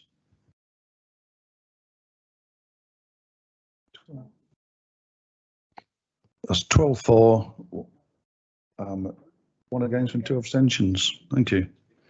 So permission is granted. Thank you. We now move on to item 2.6, please, and this one is 21/500-222/full, and this is Grove End Farm, Bredgar Road, Tunstall. And again, I'll thank the officer for a summary on this one, please. Yeah. Hello, Chair. This will be me again. Last one from me tonight. You'll be pleased to hear. You remember you've seen this one before. This one came up in August the 19th, and you decided on that occasion that you'd wish to grant permission. Then there was that unfortunate incident with the software in Maidstone, and it had already been approved in a bogus format before you considered it. The application is therefore the same application that you've already determined once. You resolved, as it says on page 53, to grant permission with a condition restricting the use to weekdays, and you want an extra condition as originally proposed by Councillor Hunt regarding signage, and that was agreed to by the applicants. But you also will recall that on that night, the audio was not as good as it is tonight, thankfully, but it's quite good tonight, thankfully, to my end anyway. That the applicant had his statement read out, asking that he be allowed to have limited Saturday and bank holiday working hours. When I was asked why the condition was recommended as it was, that's condition 4 I set out on page 53. I showed you the application form, which was their request for hours. But I wasn't able to hear what the applicant's statement was saying, so I wasn't aware that he was asking for those Saturday and bank holiday hours. Now, the error with the decision-making process, which you now got quashed in the High Court, has allowed us to discuss with the applicant what he was asking for, and you'll see that's been presented to you in the report. And condition 4 is now in the format he's now requesting. So the recommendation now is exactly as it was before, bar condition 4 being amended and condition 8 being added, which was James Hunt's, Councillor Hunt's recommendation, which you all resolved last time. So everything here is as you resolved it before, apart from the detailed wording of condition 4 regarding the weekend and bank holiday working. If that helps, Chairman. Thank you. Yes, it does. Thank you. Can I now invite Councillor Rich, please, to speak on this item?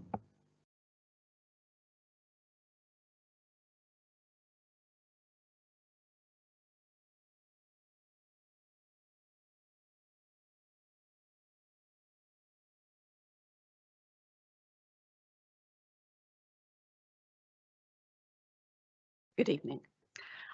Many of you may recognise me from the August meeting, although I was in a more flowery summary dress then. And Tunstall raised a range of concerns there. We really appreciated the very robust discussion that took place there, and we respect the decision resulting from that meeting. but I'd just like to reiterate a few issues going forward for the longer term. The historic Grove End complex includes a farmhouse, 2 barns and another brick building, all Grade 2 listed and dated from 16th and 17th century, key to Tunstall's and Swales heritage. The surrounding Grade 1 fields are designated under Tunstall farmlands and have important heritage in their previous role as the Kent Farm Institute. The farmyard is crisscrossed by well-used public paths. Thank you to Councillor Hunt for his extra condition on that last time. And all vehicle routes in and out are on rural lanes with 6'6" restrictions in every direction. We hope going forward that AgroVista will show respect for all this in their future operation if the committee accepts the officer's recommendation tonight. Thank you. Thank you. Could I now invite the ward member, Councillor Bonney, to speak on this item, please? Thank you. Can I just ask 2 questions of the officer, please? The first was, when was this building built? And the second one was, I can't remember. Answer the first one first. Okay, Mr. Thomas, can you help us on the first one? Well, I think the report did say this last time, but it's a very recent building which was approved under an agricultural exemption in I think it was 2018, 2019. So it's as recently as that. It's no more than 2 to 3 years old, possibly even not even 2 years old. The original report is appended to the report here. So yeah, prior approval was submitted in March 2019. So it's been erected within the last 2.5 years. Chairman. Okay, thank you. Thank you. So yeah, according to page 59, it was, I didn't know when it had actually been constructed. I can see where the prior approval notice was. And as you said, it is fairly recent. So it's not a long-standing grain store because it's only been constructed in the last 2 years or 2.5 years, if you want to be precise. So I have difficulty with this because it's not something we agreed the design of in the first place, and we are presented with a fait accompli. Oh, that's the question I wanted to ask. Is this permission specific for this tenant?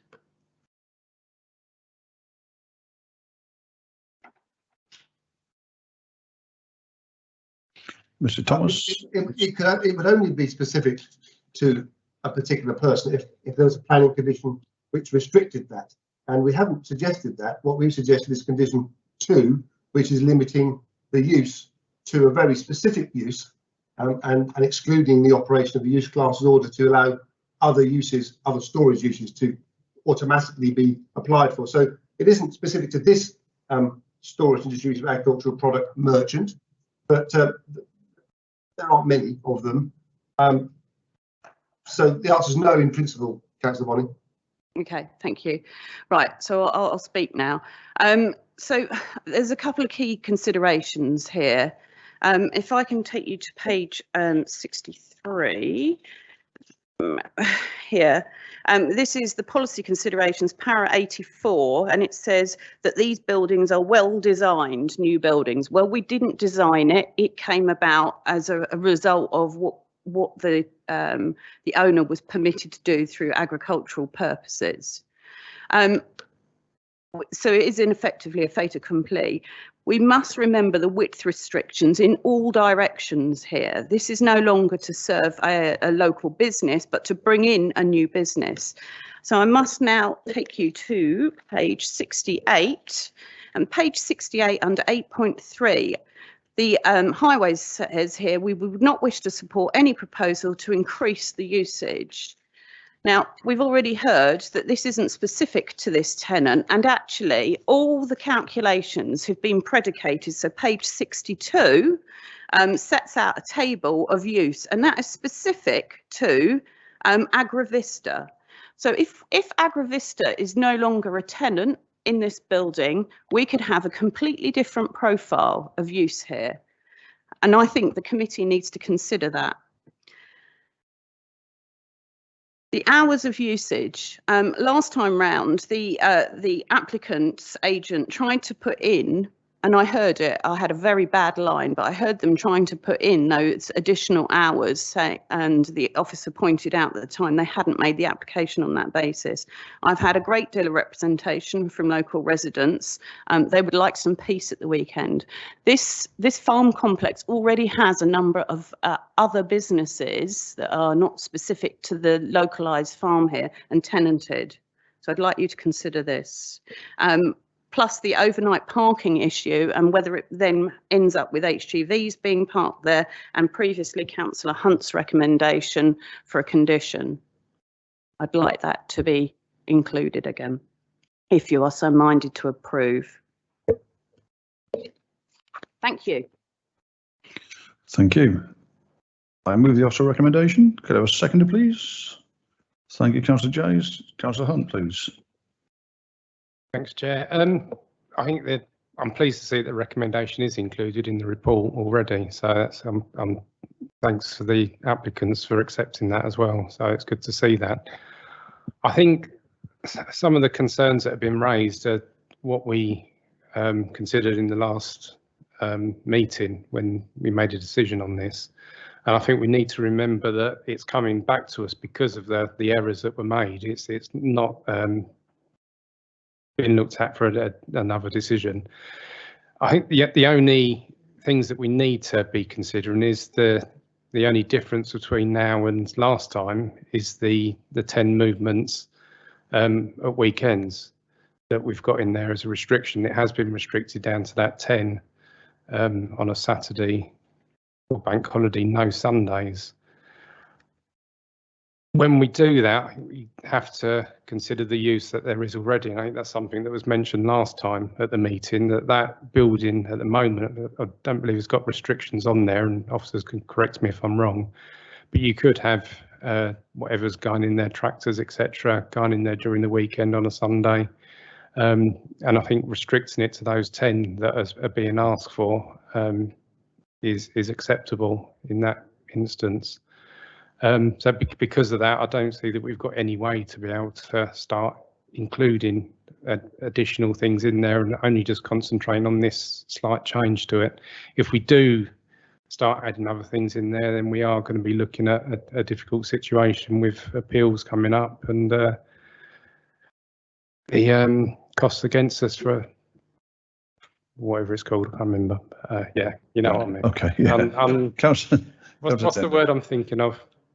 Councillor Dender, please. Yeah. Thank you, Chair.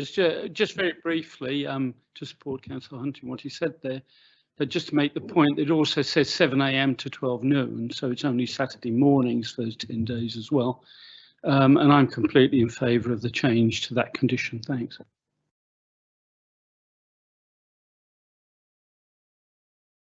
Councillor Baldock, please. Yeah, thank you, Chairman. Yeah, I think it's right. We have to stick to these extra bit that wasn't heard properly at the previous meeting. I have concerns about extending this usage on to a Saturday. This is going to put increased use on some very undesirable roads for HGV use. A lot of them are width restricted for that very purpose, and if we're going to increase the use on it, then I think that's not a good thing.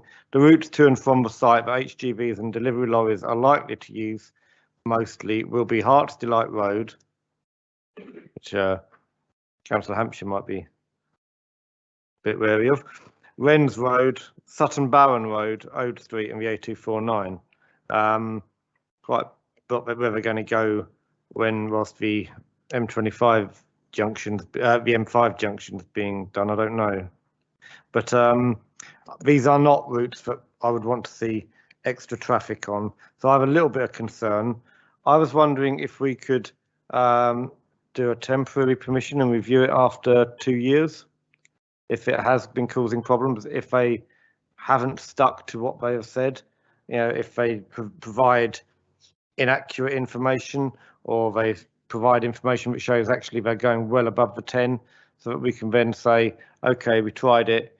You went beyond what you said you'd do. We want to rescind the position or reconsider it. Can we put a temporary clause on that? Okay, I'll default to our legal officer on that one, if I may. I would suggest actually, sorry, feedback there, suggest that that's a matter for enforcement rather than trying to do that through a temporary permission to monitor.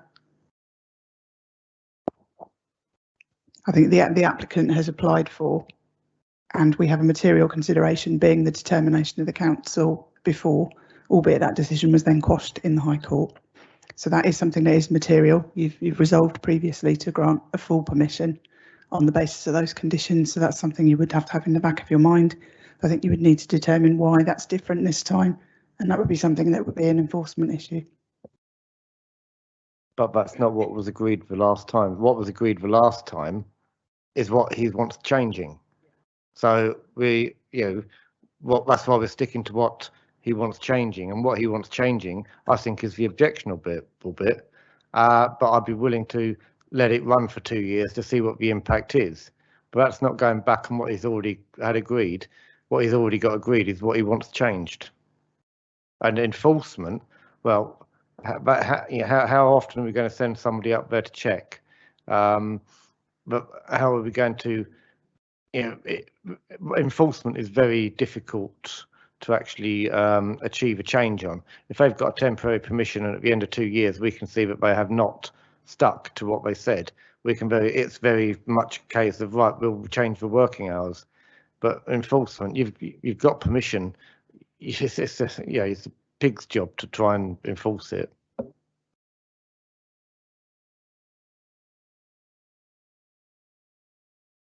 Chairman, if I can just say a word here.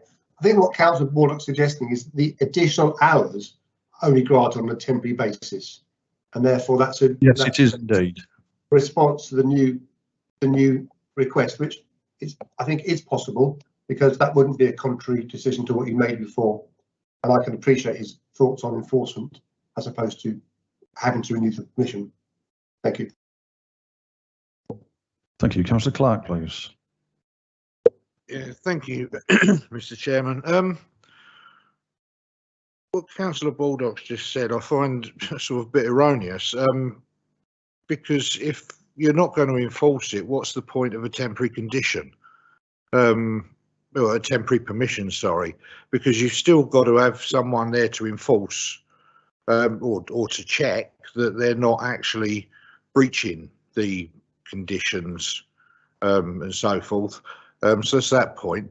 The other point is I use those roads on a very regular basis, and I've never ever seen any 6'6" width restrictions on there. Whilst it is undesirable that large vehicles don't use those roads, even if there are 6'6" width restrictions, which I've never seen, I do bow to Councillor Bonney, but I've never seen them. It's probably caveated with except for access. And I've seen obviously buses come down through Tunstall Village, and I've even seen 44-ton Arctics coming down through Tunstall Village. So there must be some caveat there that if there is a 6'6" width restriction on any of those roads, and as I say, I've never seen them, it must be a caveat that it's except for access. Thank you. Okay, thank you. Councillor Martin, please. Yeah, I think we have to be very clear about this. We've already made a decision. If we go against that decision that we've already made, we will be inconsistent. We will be hauled up in for appeal, and we will lose, and we will have costs rewarded against us for being unreasonable. And in terms of the change to the condition 4, at the moment, they can do whatever they want in terms of access.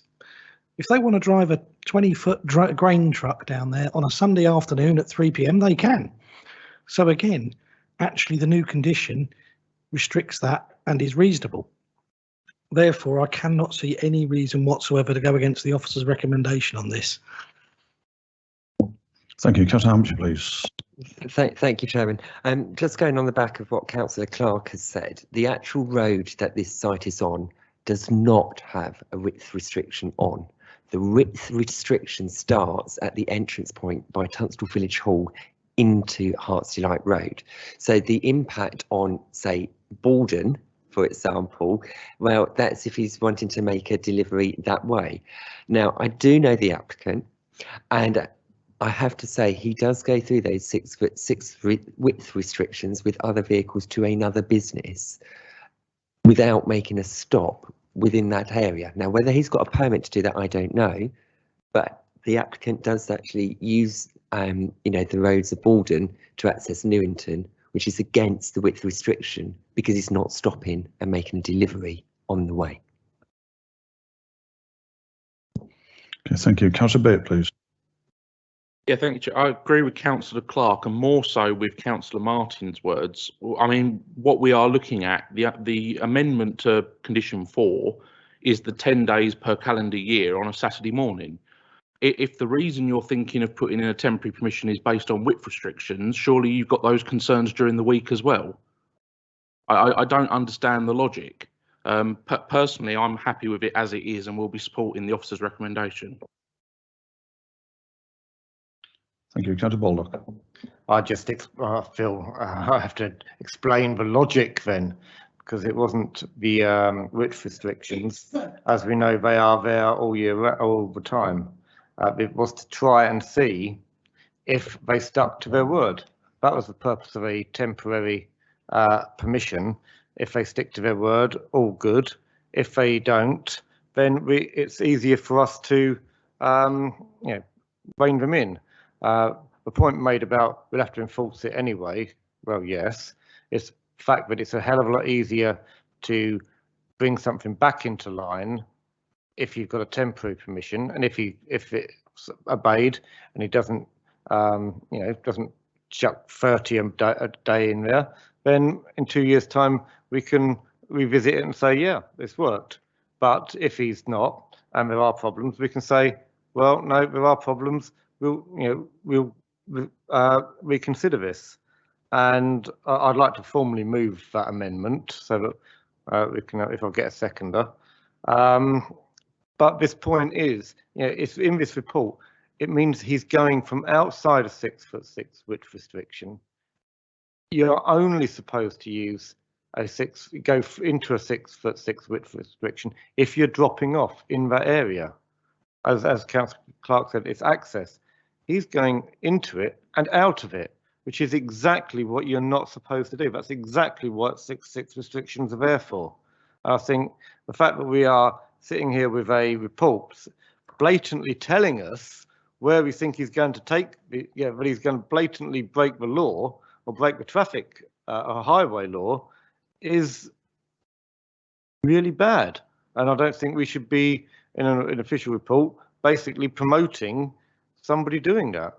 What we should be saying is the access that you will use to this shall be limited to the proper routes, and that is one of the conditions that we should be setting, that you will access this by a given route, but will not take you through a 6 foot 6 width restriction area. Okay, so could you have your formal proposal for an amendment, and then we'll take that. Okay, I propose that we amend, we put a temporary restriction, a temporary permission on the new 4 that he's written for us, and a condition that the access and egress to this site will not go through any 6 foot 6 width restricted areas.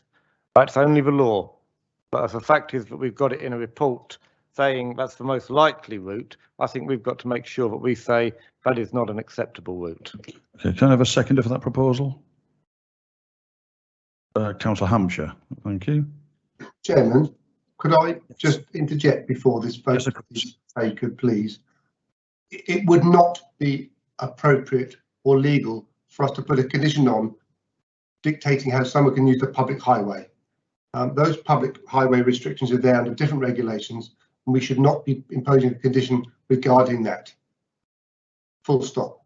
Okay. Please. Thank you. Councillor Baldock. Is that the officer's response?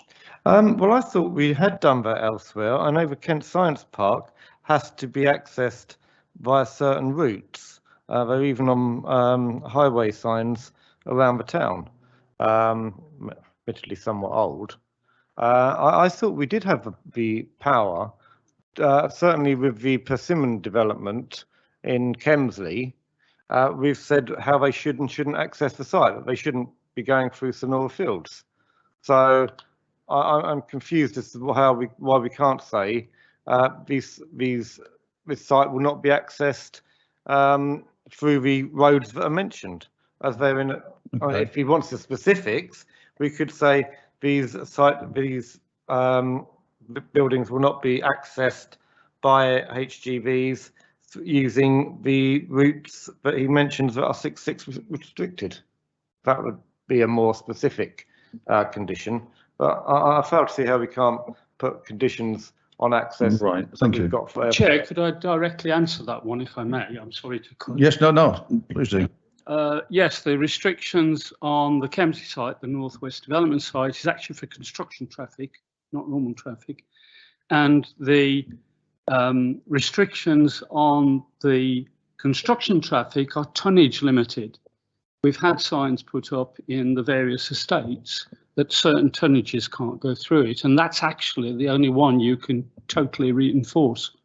So it's a highways restriction. Thank you. So on that basis, did you want to withdraw your proposal or amend it? Yeah, let's seek legal advice. Just to be clear, what is it that you're seeking legal advice on? Whether or not we can, it worries me that in this report we are saying that it specifically says where we think they will be likely to be taking the journey. I can't find which page it is now. And I'm worried that we are effectively, because that's in a report, we are effectively saying that is okay to do that when it isn't. Yeah, that's the word, condoning. We're condoning something that is harmful, and we should make sure that when it was made very clear that we're not giving that permission. I can't find where it says about Wrens Road and everything now. 63. Oh yeah, this is the. And it says the routes to and from the site that HGVs and delivery lorries are likely to use mostly will be Hearts Delight Road 6.6, Wrens Road 6.6, Sutton Baron Road a 6.6, Ode Street not sure 249. Okay, that's not. So you are going into and out of a 6.6 restricted area, and that is what the applicant has advised he's going to be doing. Well, that's what our report has said is likely to happen.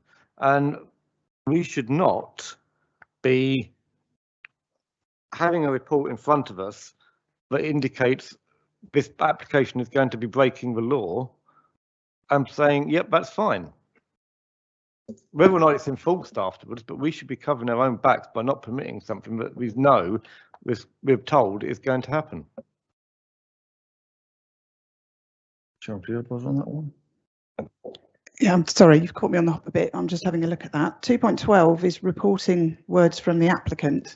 So it's not the planning authority condoning the use of those roads. It's simply commentary that the applicant has advised that the products stored within the building will be delivered to Kent and Sussex, and the routes are likely to be mostly these ones. So that's providing a commentary on what the applicant has said. That's not the local planning authority condoning the use of those roads. That doesn't, as far as I've looked, it doesn't appear in the appraisal section. But that is in the report. It's saying what the applicant says is going to do, and that is illegal. But that's a matter for the Road Traffic Policing Unit or the Highways Authority as the statutory consultee and Highways Authority to manage and maintain. There's no condoning of that use in the report. The report sets out, as I've just said, what is reporting what the applicant has said. And then the appraisal section of Highways 8.3, 8.4 deals with HG movements to and from Kent Highways raising no objections. There's a comment, I'm aware of the unsuitability of the approach roads to this site in terms of accommodating HGVs. So that Okay. there is commentary in there, contrary to what the applicant has said. The other point being that the local planning authority cannot enforce highway regulations because we are not the appropriate authority to do so. And can I just bring it back in, members, because we really are kind of almost like pulling teeth here. I just need to remind you, this application came before us and permission was granted. The issue, or the key issue, that's come back to us is about the extra times, so the tenders. So with respect, that's what we need to be focusing on. I will limit my amendment to just that being subject to a 2-year temporary permission. Thank you. And a seconder for that, please. Councillor Hampshire. Right, those in favour of that, members? Yeah. Oh, sorry. Yeah. As long as it's quick. Yeah, just to good to be clear on it, that obviously that's just a condition, and I think what we're saying is that the temporary that we're asking for is on that particular on a Saturday. So what we're saying there is it's a temporary condition, or are we saying that the whole application, including that condition, is temporary? Because I think we need to be clear of how it's going to work, because when the temporary timescale, whichever that is going to be given, because no time has been given, runs out, is it the applicant has got to come back with a whole new application, or how do they deal with a temporary condition? There needs to be clarification on how it would work. Chairman, shall I try and help? Yes, please do. My understanding is that Councillor Baldock is proposing that the condition is worded such that the additional hours are only allowed on a 2-year temporary basis, and that they would then cease to be allowed after the 2 years. The mechanism for dealing with that is either the applicant decides not to want those hours beyond 2 years and just obeys the condition, or he would apply to vary the condition, hopefully before the end of the 2-year period, and hopefully shortly before the end of the 2-year period, so we have as much chance as possible to monitor and understand the implications of that before we have to decide whether to extend that grace. If that's helpful. Yeah. Okay. So we've got the proposal on the floor. Are those in favour of that amendment?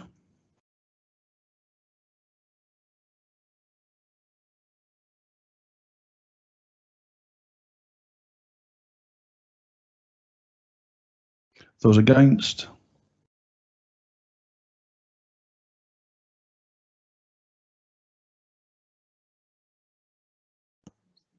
Abstentions? Members, that's carried. Do we have the members? 9 for, 5 against and 1 abstention. So now we come back to the substantive proposal. Those in favour?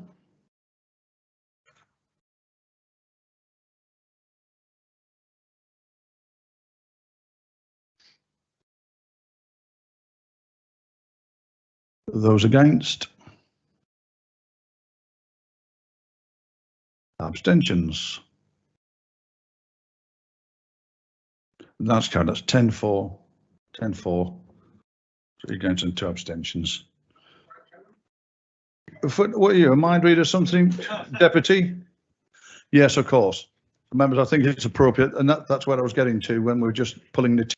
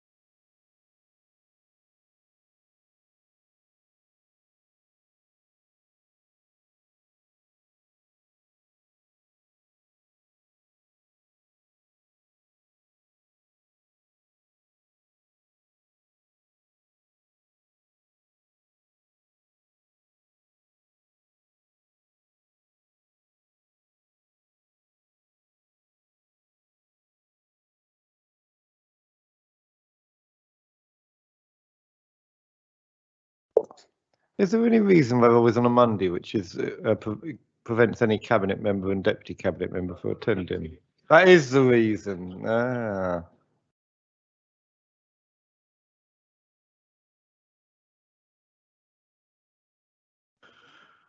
My apologies for that date, Mr. Chairman. I've already got a pre-booked, so I won't be attending the site meeting.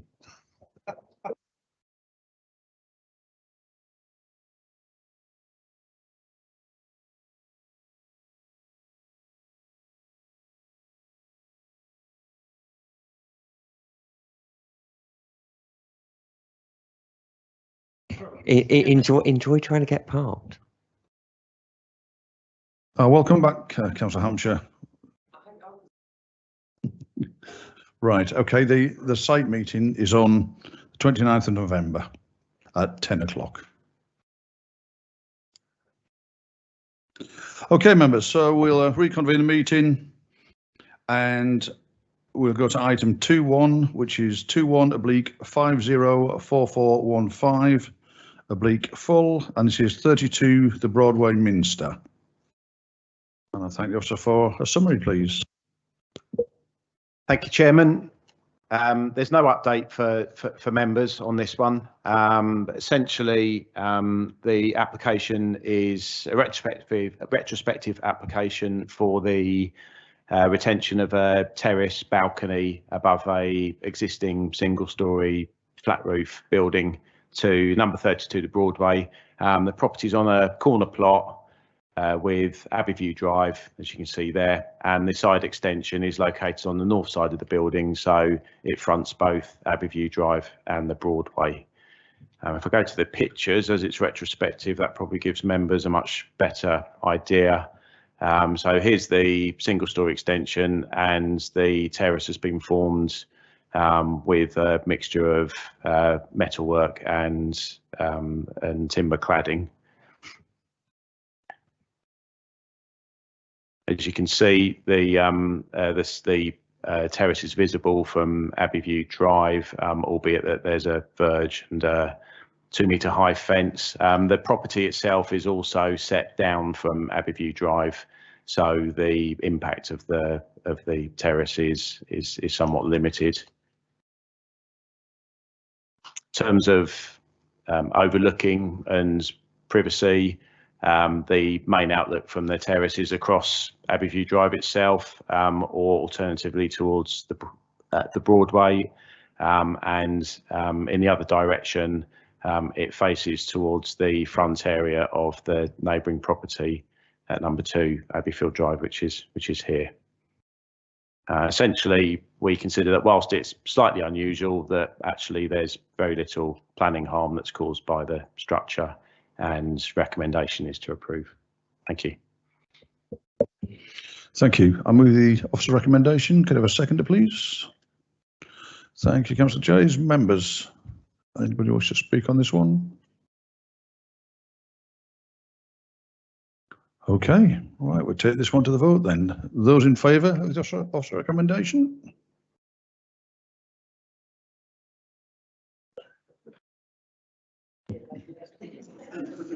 Unanimous, members. Thank you very much indeed. So permission is granted, subject to the issue of the decision notice. Thank you. Now move on to item 2.2, and this one is 2.1/501846 full, and it's Little Place Farm, Your Lane, Hartlip. And again, I thank the officer for a summary and any updates. Thank you. Yes, thank you, Chairman. Again, no update on this particular item. If you can just bear with me, I'll just bring the drawings up.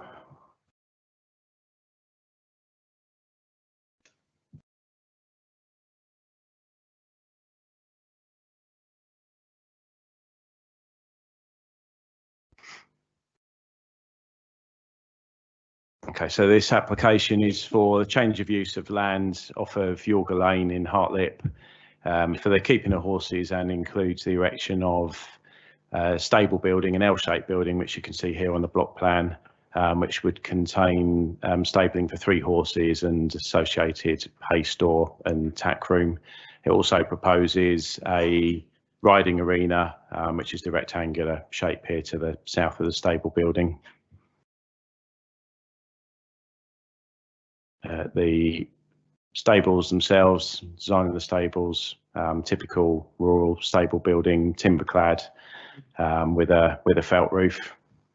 The officers consider that the stables are in a reasonably discreet location. They're well away from the highway, away from footpaths. They sit in relatively close proximity to some new agricultural buildings that have recently been erected, one of which you can see here, where my mouse is hovering, and the other one is just to the side of it there as well.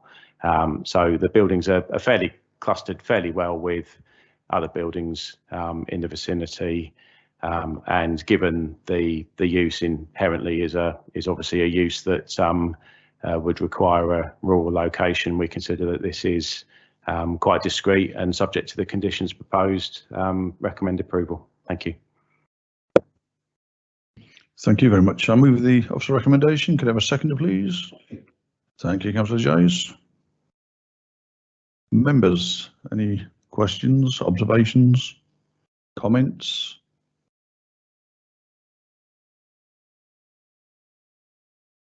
Councillor Hunt, please. And no problem with it, but just some of the concerns have been raised. It's good to see in 8.9 that the conditions been included for private use. I think if the commercial use was a concern and that's has dealt with it. So apart from that, yeah, all good. It's I find it disappointing again that the parish council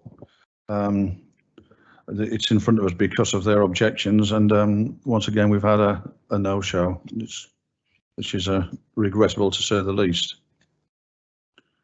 Okay, members, don't see anybody else indicating the favour of the officer recommendation.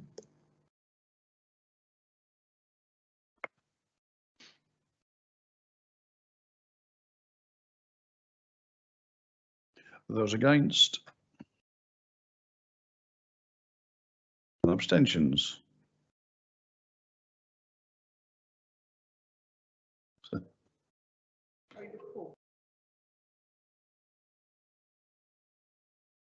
That's passed with 14 for and 1 against, so permission is granted, subject to the issue of the decision notice again.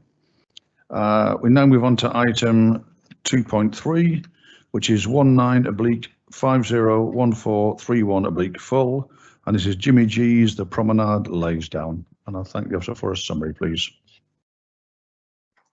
Thank you, Chairman. If I can first bring members' attention to the tabled update. You can see there that we propose a change to recommended condition 4.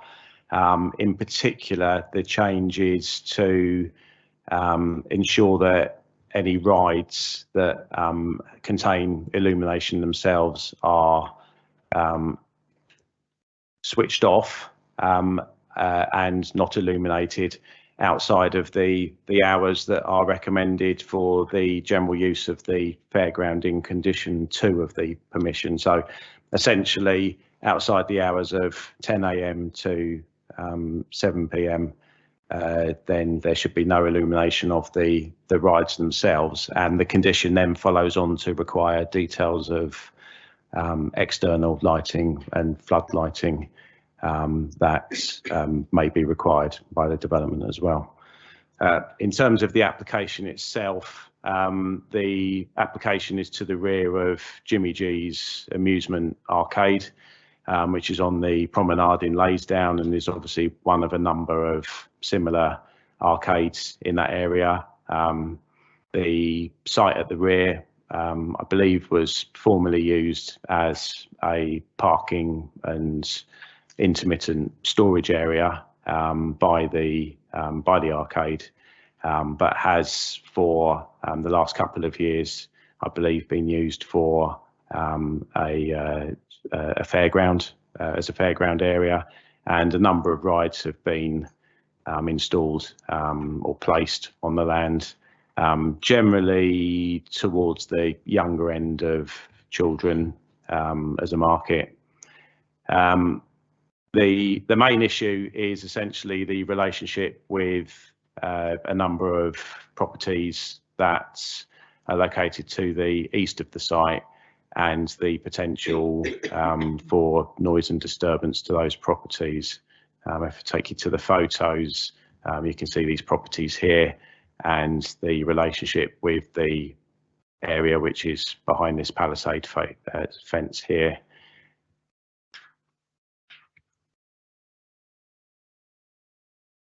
This is called the Jumping Jack ride, and that has been a particular concern because it does create or has created a lot of noise, and following numerous visits and discussions with the Environmental Health Department, silencers were fitted to that ride, and members will see in the proposed conditions that it is a condition that that ride continues to only be operated if those silencers are in place.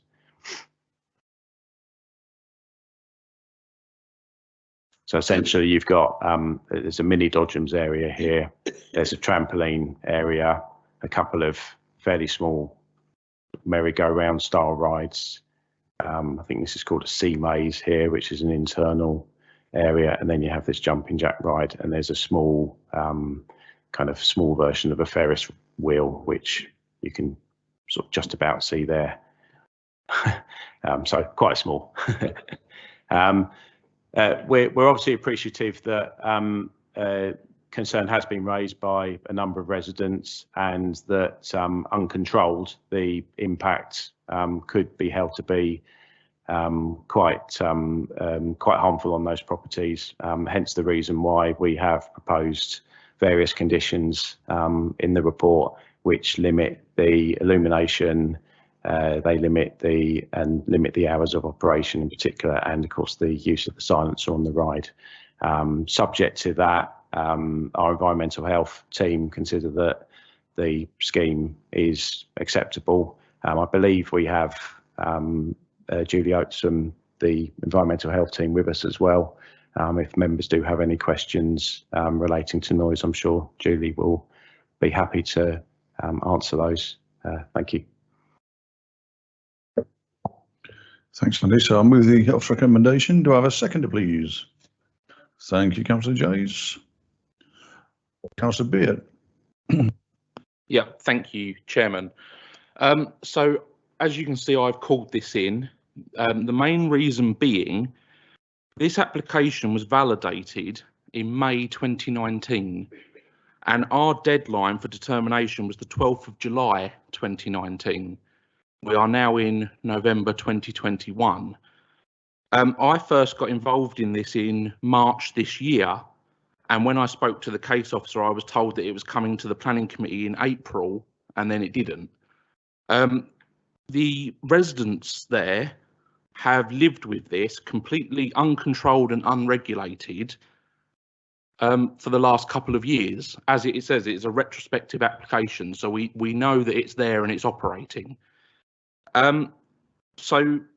You would have seen the email that came through from some of the residents, and I made a point of forwarding these to the officer, and I think that's what's resulted in the tabled update. I suppose the issue here is, and the resident referred to it, was this idea of it being established, but it wasn't established when those houses were built and the residents moved in 8 years ago. So this is a new problem that has been added to their lives behind the houses that they previously bought, not knowing that they thought it was a car park behind them. So the issues mainly are light and noise. We've heard about the particular jumping jack ride. That has in a way been controlled because environmental health have been out. They did request that dampeners or silencers be installed on the ride, and they were. They were then removed again, and it was reported to environmental health, and environmental health went out and they put them back on, but residents have submitted videos of them being removed again, and the noise from it, if you listen to the videos of it operating without the silencers, is quite deafening if you're in those houses with your windows open. So I'm not going to vote on this. I've made that clear.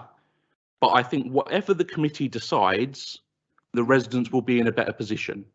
Because if you decide to refuse this, that's great for the residents. And I would suggest on visual and residential amenity, there's grounds to. But also, if you approve it, the residents have then got recourse. They've got conditions that have been put in place by our officers that they can turn around and say they're in breach. Because for the last 2 years, they've been left completely in limbo. And I think if you do approve this, at least the officers have put conditions there that they can come back to the council and say, sort this mess out. Thank you. Councillor Winkles, please. Thank you, Chair.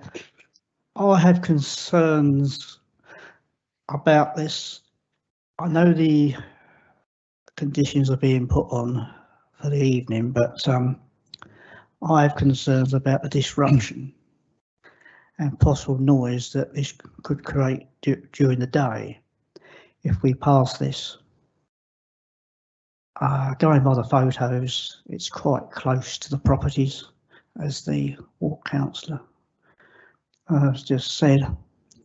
It's not the ward councillor. Oh, my apologies. That's what you just called it in. Just called it in, my apologies. So I have grave concerns about passing this one. That's my comments. Thank you. Councillor Dender, please. Thank you, Chair. Yes, picking up on what Councillor Beard said, I'm minded to approve it, but I am very concerned if the conditions are enforced.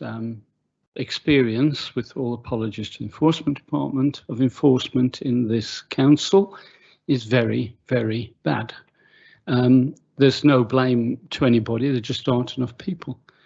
So we can put a condition on, but how often are they going to get called out, or how often are they going to go down and monitor it? Is there a mechanism where people can report it regularly and get the attention to go down and get those silencers put back on? And can they be taken to court for taking them off? That's a question, really. I'm only mindful to support this if I'm convinced that enforcement is effective. So I would be grateful for any advice that they can be penalised, taken to court for going against the conditions. Thank you, Councillor. But just a reminder that enforcement is not about punitive arrangements; it's about gaining compliance, and that's what we should be doing. But I'll bring our legal officer in if I may on that one. Yeah, I think the starting point would be breach of condition notices. Clearly, there are various outcomes from that. There might be an appeal. The appeal would have to be heard. You know, eventually you may get to a point where you do have some sort of prosecution, but it's quite a long way down the road. You would have to start with notices and go through those sort of appeal processes. I don't know if the environmental health officer that's on the remote meeting connection can advise on any sort of statutory noise nuisance routes that might be available as well. Can I just come back before the environmental officer comes in? I totally respect what you said. My problem is that Councillor Beard has already said they've already been several times. Then they come away and they take the silencers off again. So they go again, take the silencers off again. So I completely understand what you're saying about not penalising. We have to go through the whole process of compliance, but they're not complying.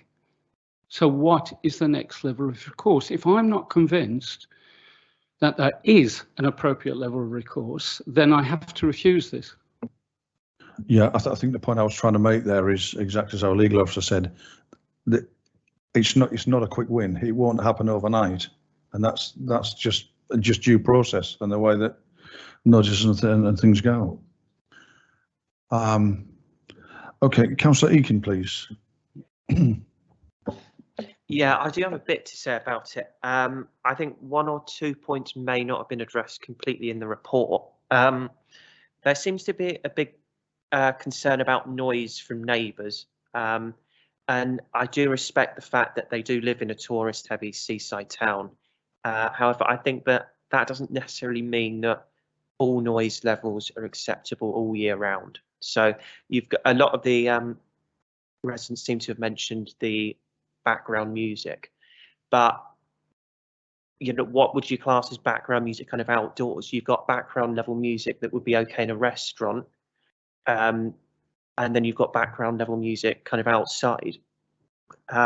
Because admittedly, I've walked past it at all times of the year, and it is blaring out a lot of the time at quite loud levels for a Monday afternoon in September, for example. So I was just kind of wondering why there's like no level on kind of the maximum music level, because I think there should be some kind of amendment for that. And yeah, so yeah, I do appreciate, you know, the arcade wants to expand, but you know, if they're just continuously getting complaints and it's been there for 2 years already, I don't see how we can support it in its current form if the music level's not been addressed. Thank you. Thank you. I'll see if our environmental officer can help us with that, please. Yes, hello, thank you, Chair. Julie Oates from the Environmental Protection Team. Perhaps if I can just pick up the point that the legal officer made with regards to any statutory duties or responsibilities we would have to control the noise should the pneumatic silencers be removed from the jumping jack piece of equipment. Unfortunately, we can't offer an instant solution either. We could only look at any noise emanating from the piece of equipment from a statutory nuisance perspective, and that would require residents to obviously notify us that the silencers were off, but then also start keeping a diary log of dates and times that the noise is occurring, how it affects them, and so forth. We would obviously liaise with the operators and advise them that we've got complaints, but obviously we ask them to put the silencers on, they take them off. We're sort of dodging to and fro a little bit. So I can't offer a quick fix solution, but obviously we do have the Environmental Protection Act to use if that was an option and noise was becoming a regular occurrence from the piece of equipment. The same legislation would apply to music levels as well. If residents were reporting that music emanating from the venue there was causing them a problem, we would go through that same process. We would investigate, we would come along, we would come and have a listen and so forth, and obviously liaise with the premises owner to reach a suitable level. Noise levels were discussed with the planning officer. One of the problems we had with that was we don't have any background noise levels in this area. It's not something we've asked, or the applicant has been asked to do by way of getting a noise consultant to come in and do some background noise measurements. But obviously the difficulty here is it is a sort of an entertainment area, so there's not just music noise coming from this particular venue. There's obviously potentially music and other entertainment noise coming from other venues as well in the vicinity, probably in the same sort of hours. So how we could sort of work out noise levels in relation to one when that's being influenced by noise from another premises would be nigh on impossible, to be honest with you. Okay, thank you. Councillor Baldock, please. Yeah, thanks. I look at that picture and I just it just seems to be in such a inappropriate area. It also looks a bit really grubby, doesn't it? I mean, it does look like some stuff just been shoved on a car park. I think they're chancing it here. In fact, if we're being categorically told that environmental health have been down, insisted that they put dampeners on, and then they are taking them off, and that has happened at least 3 times, I'm not inclined to put local residents through the misery of having to keep diaries and records. I would, again, the easiest, if we're going to give this permission, I think it should be temporary. so that we can review it. It'll be a hell of a lot easier to say, no, we've got all these reports of you taking the dampeners off. You haven't kept to the agreement, so we are now withdrawing permission. But it will be to say, well, you've got this condition you've got to abide by, and you've got that condition. I'm more minded to say just no to it, but if we're going to say yes, I think we should do something, put it temporary and revisit it in 2 years. Thank you. I just bring our legal officer in, if I may. Yeah, apologies. I just wanted to clarify because Councillor Dendor had asked about breach of conditions notices and things, and I did get myself muddled. I apologise. So I've just double checked. A breach of condition notice. This is from the National Planning Policy Guidance. Following the end of the period for compliance, a person responsible who has not ensured full compliance with the conditions and any specified steps will be in breach of the notice and guilty of an offence. Summary prosecution can be brought in the Magistrates' Court for the offence contravening a breach of condition notice. And equally, there is no right of appeal to the Secretary of State against a breach of condition notice. There would only be against an enforcement notice. So if you did go down the route of conditions and they were breached, there is no right of appeal of that breach of conditions notice if it was issued, and non-compliance could result in summary conviction in the Magistrates' Court. Sorry, just to confirm that. Chair, could I just clarify? So the condition here of the hours, yes? You're saying if they breach this condition, we can immediately go, well, after a couple of warnings, we can go to a breach of condition notice. If there's discretion, local planning authority has discretion to issue enforcement. One of the enforcement options available where there is a breach of condition is a breach of conditions notice. So it could come back to us and we could issue. Yeah, sometimes it's done by enforcement notice because there are differences in the approach and differences in the right of appeal and so forth. But yeah, a breach of conditions notice could be issued. And could I ask just quickly another question? I mean, this might be a bit fanciful, but if they keep taking the dampers off that machine, what powers do we have to make them take the machine away?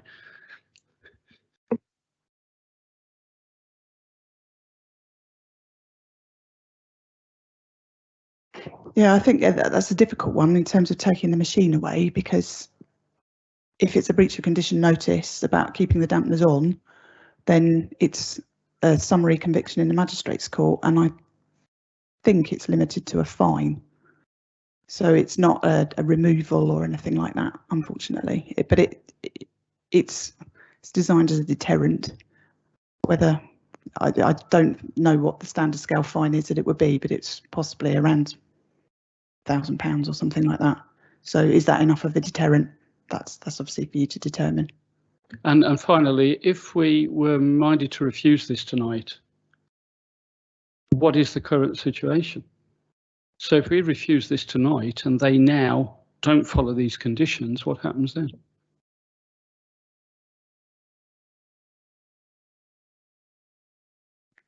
As I understand it, it's not currently got planning consent. This is a retrospective application.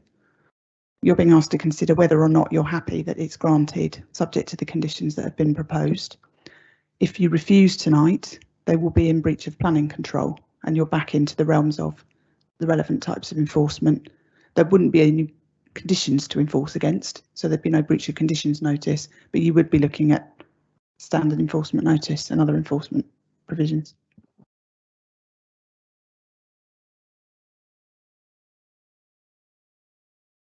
So, Councillor Baldock, we had your proposal, and seconded by Councillor Elliott. Elliott James, was it? Thank you. Right. Mike, could you just put it back on the floor again? Yeah, it's an amendment to the recommendation that we make any permission temporary for 2 years. Okay, thank you. Councillor Hunt, please. Thanks. Yeah, on that temporary condition, I just wonder what we're actually achieving by doing it, because I understand that we give a temporary permission and see how things go with what complaints come forward. But in theory, they've already had a temporary permission because we've allowed it to happen for 2 years, and we know what complaints they've already got coming forward. So we'll go for another 2 years and we'll probably have the same complaints that's already been done. But though that 2 years that this has been happening has been considered by environmental health, and we're being asked for the conditions to be able to control that. And if we allow it for another 2 years, even under those conditions, I think environmental health will be saying the same thing, even if we have those same complaints. So it just needs to be, I think, if it is approved with those conditions, it gives us more power to be able to control it. And that's a better position than having the 2 year and finding out something we may already know. Okay, thank you. Members, just before we proceed, I just need your indulgence to extend standing orders, please. Thank you very much indeed. Councillor Baldock coming back. Yeah, you'd still have those conditions even if it was temporary. You'd be putting all the conditions and everything on. The only difference would be after 2 years, you can then say, right, we're withdrawing the permission. And that's a stronger place to be than, if we turn it down and they go to appeal. They may appeal anyway. And of course, we could opt for a temporary permission and still then vote against the recommendation anyway. Okay. Andy, would you like to? Yeah, thanks, Chairman. Just to add my bit to this, I think there is a difference between the use that's been undertaken to date, which has been effectively uncontrolled, and if a temporary permission was granted, a use for 2 years that would be controlled by conditions, at which point the council can obviously then take a view as to whether it has operated successfully within those conditions or not. And if another application then came in the future, it could obviously then consider to make that permanent. The council then consider whether those conditions were effective enough in the temporary permission and could then potentially move forwards for a permanent permission. So I do think there is a difference between the current situation, which is completely uncontrolled at the moment, and potentially a temporary permission where they would have to obviously demonstrate, if they wanted eventually to have a permanent permission, they would have to demonstrate that they have been able to work within those conditions that that would exist for that 2 year period. Thank you. Okay, thank you. So members, yes. Again, just clarification, just so I've got this absolutely right. So after or near to the 2 years, as we said with the previous application tonight, they would come back to us with a variance to make it permanent, so we could hear it at that point. Is that correct? Yeah, thank you. Councillor Hall, please. I'd just like to ask you, this 2 years, is that a statutory time? Why can't we make it 12 months? I think it's just over a period of time, isn't it, to assess a longer. It does us a favour, I think, as well, Councillor Hall, because it gives us that opportunity to look at it for a longer period of time. They might just do it for 12 months. We offer the temporary permission, there we go, and then it goes back. But over 2 years, I think kind of the mindset they're already going to be in that position. I think that's why that was suggested. Yeah, Councillor Marchington, please. Yeah, thank you, Chair. Just you've answered one of our questions already, but there's one other. When's the point we can put in a condition for a sound barrier? We've done this with unloading at supermarkets and quite effectively too, where we've forced them to put sound barriers in. Thank you.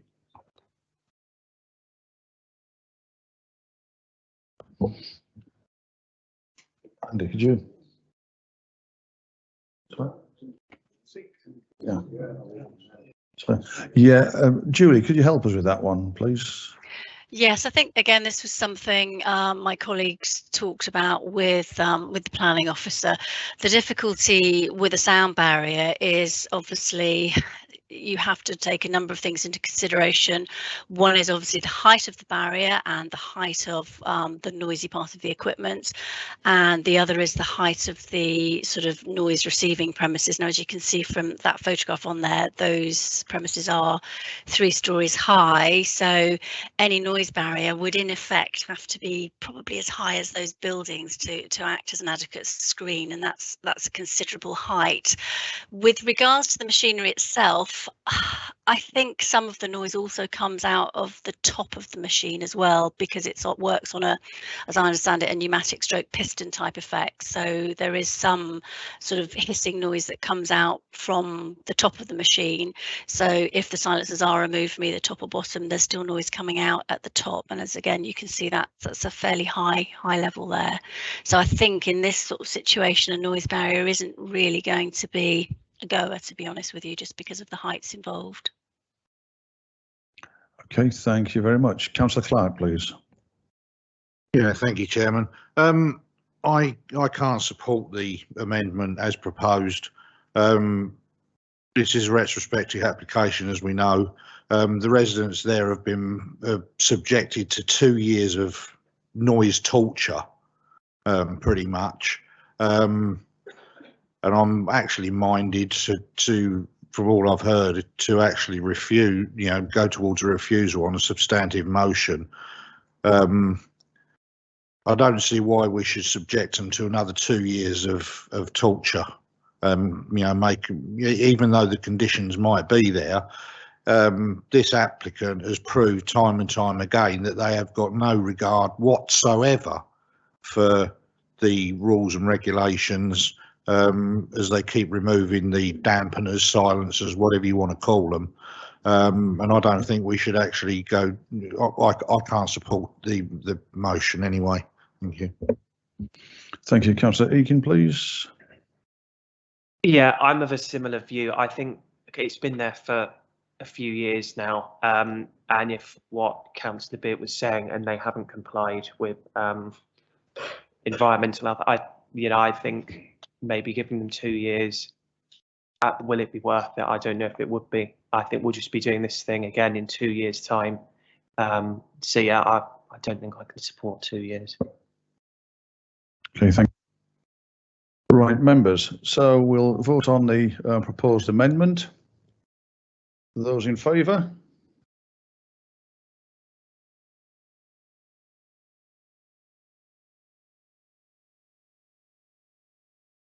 Those against?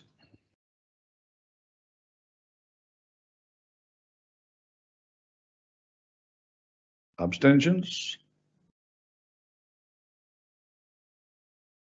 Casting a vote from Chairman, and I'll obviously vote for the amendment.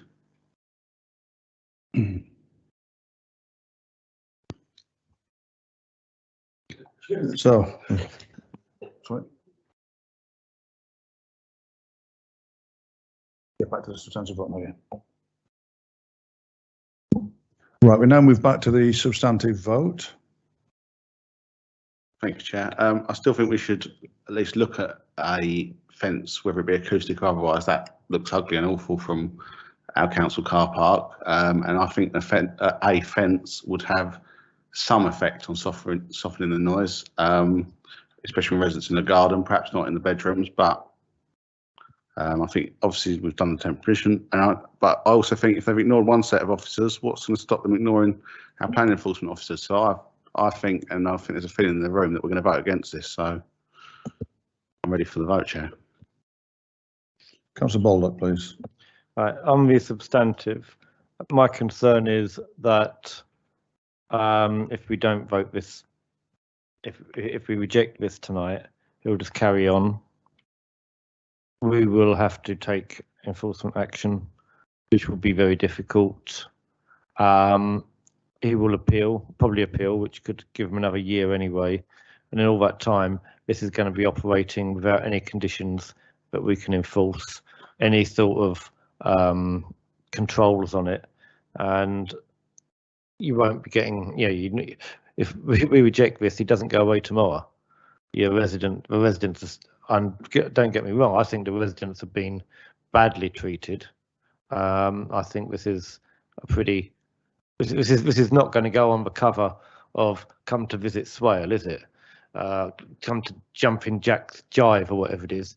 It's a shabby little thing, but I just worry that rejecting it actually leaves us in a worse position than permitting it for condition for 2 years and being able to take some action. I don't like it. I think it's horrible, and I think the temporary permission is actually the strongest way of controlling it, rather than the uncontrolled. Okay. Thank you, Councillor Dender, please. Thank you, Chair. I actually agree with Councillor Baldock that we shouldn't refuse it. I think, from what I've heard from legal, we have much better powers if we approve it and let the conditions take effect, as long as they're followed up, as long as they are monitored, and as long as enforcement does get in there. And hopefully, maybe if they keep breaking it, we'll get to breach of condition, which is far more powerful. But we'll only do that if we approve it first and those conditions take effect. I don't like the temporary, but we've passed that amendment, so I'll. Yes, I think we should approve it. I think it'll be far more powerful for it to enforce if we approve it. Thank you, Councillor Hunt. Yeah, I agree with everything that's been said there. I'll just comment on the fencing. So I think it would be good to be able to tidy it up a bit, but that fencing is obviously already in place with planning permission, and it's not something we're looking at. So it'd be good to be tidying that up. But obviously, if it's a council car park, we could tidy that up a bit, I think. Good. Okay, get your broom. Councillor Jers, please. I think we should refuse this, Chairman, and authorise enforcement action forthwith. Okay, members. So those in favour of the officer recommendation as amended? To approve, yes, to approve, sorry. Yeah. With a temporary 2 years on it.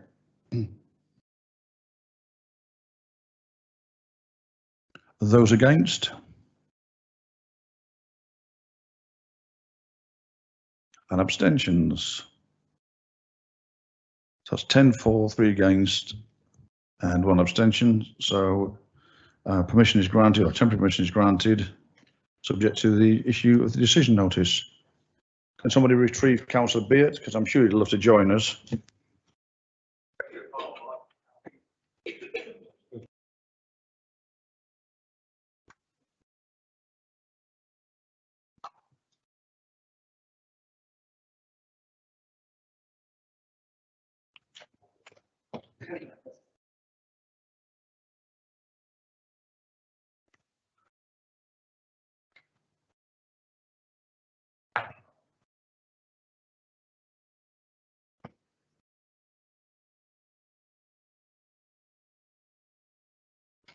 Right, so we're on item 3.2,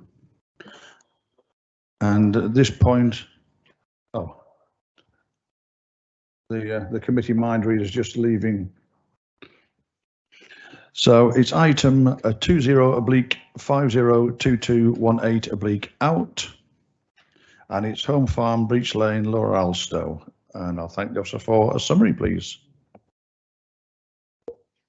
Yes, thank you, Chairman. If I can just bring members' attention to the tabled update, just to clarify that, my understanding is that Lower Halstow Parish Council recently voted in favour of a 20-mile-per-hour speed limit scheme through the village, which I believe will either include or come close to the location of this proposed site on Breach Lane, and the developer had queried whether it was still appropriate to move forwards with the proposed recommended refusal reason 2, which relates to concerns regarding the conflict between traffic and pedestrians on Breach Lane. We've discussed this with KCC Highways, and they have advised us that the imposition of a 20-mile-per-hour speed limit scheme doesn't make any difference to the concern that they've raised.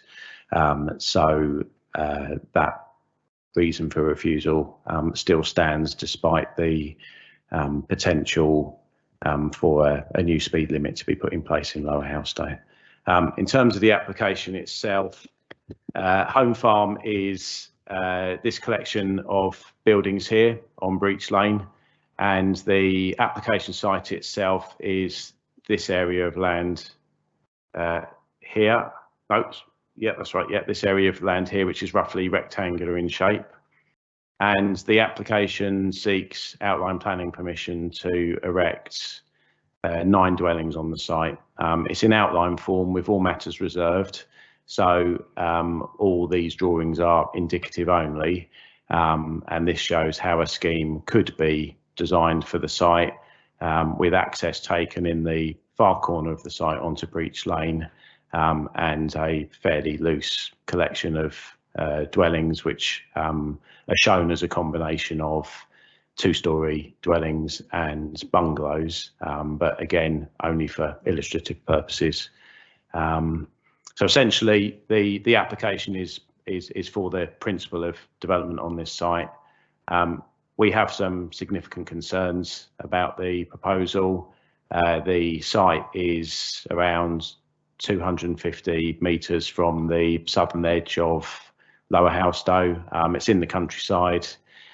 Although Breach Lane has a footway along a fair length of its of the lane, it doesn't include a footpath to the site itself, and the path is unlit. The site is also clearly in the open countryside and is part of what is generally a relatively flat and open landscape. The third issue is that because of the lack of a footway, KCC Highways are concerned that anybody from the site that would try to walk along Breach Lane, that there would be a conflict there with vehicles using the lane, and in particular, given that there's a bend in the road. The applicants attempted to address this by providing a suggested alternative footway which runs through the north of the site and comes out onto an access here, which then allows them to come out onto Breach Lane where there is a pavement. However, it's a bit of a sort of meandering route to get there, and again would be unlit, and we don't consider that would be a realistic alternative that people would use.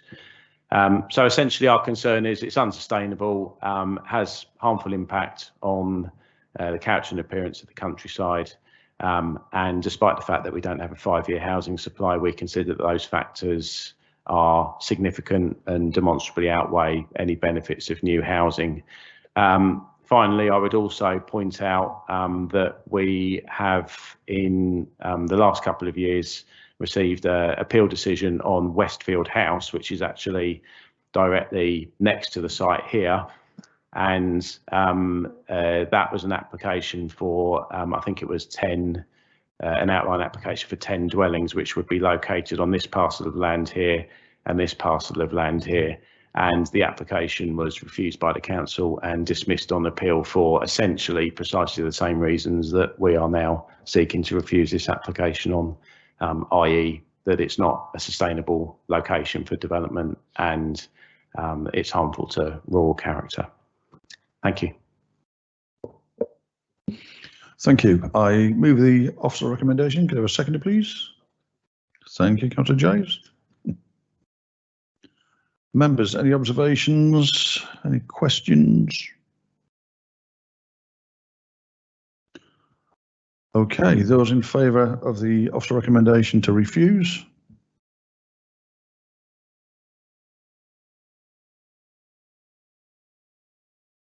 It's a full house.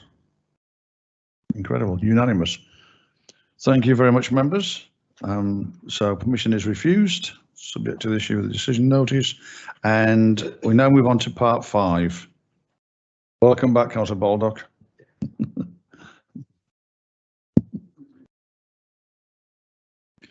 Right, any comments or observations on our part 5s? Councillor Beard, please.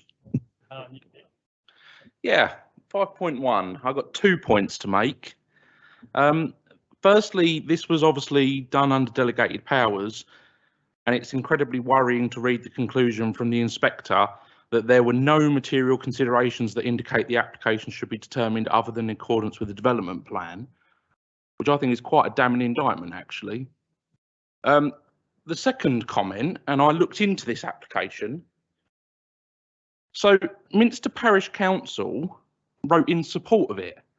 And I thought, well, if officers were recommending it for refusal, why didn't it come to committee? And there's a very weird thing in the delegated report. It says Minster Parish Council originally provided the following comments, saying that they supported it. The Parish Council were contacted for clarification on their comments and confirmed their position was to support the Council's recommendation, which in this case was for refusal.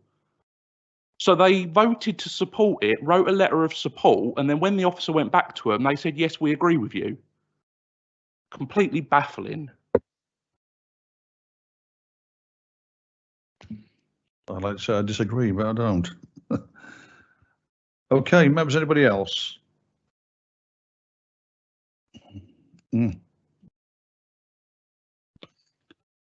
Okay, thank you very much, members, officers, one and all. Just a reminder, the 29th of November at 10 o'clock is our site meeting. I look forward to seeing you all then, and wish you all a safe trip back home until the next time. Thank you all very much.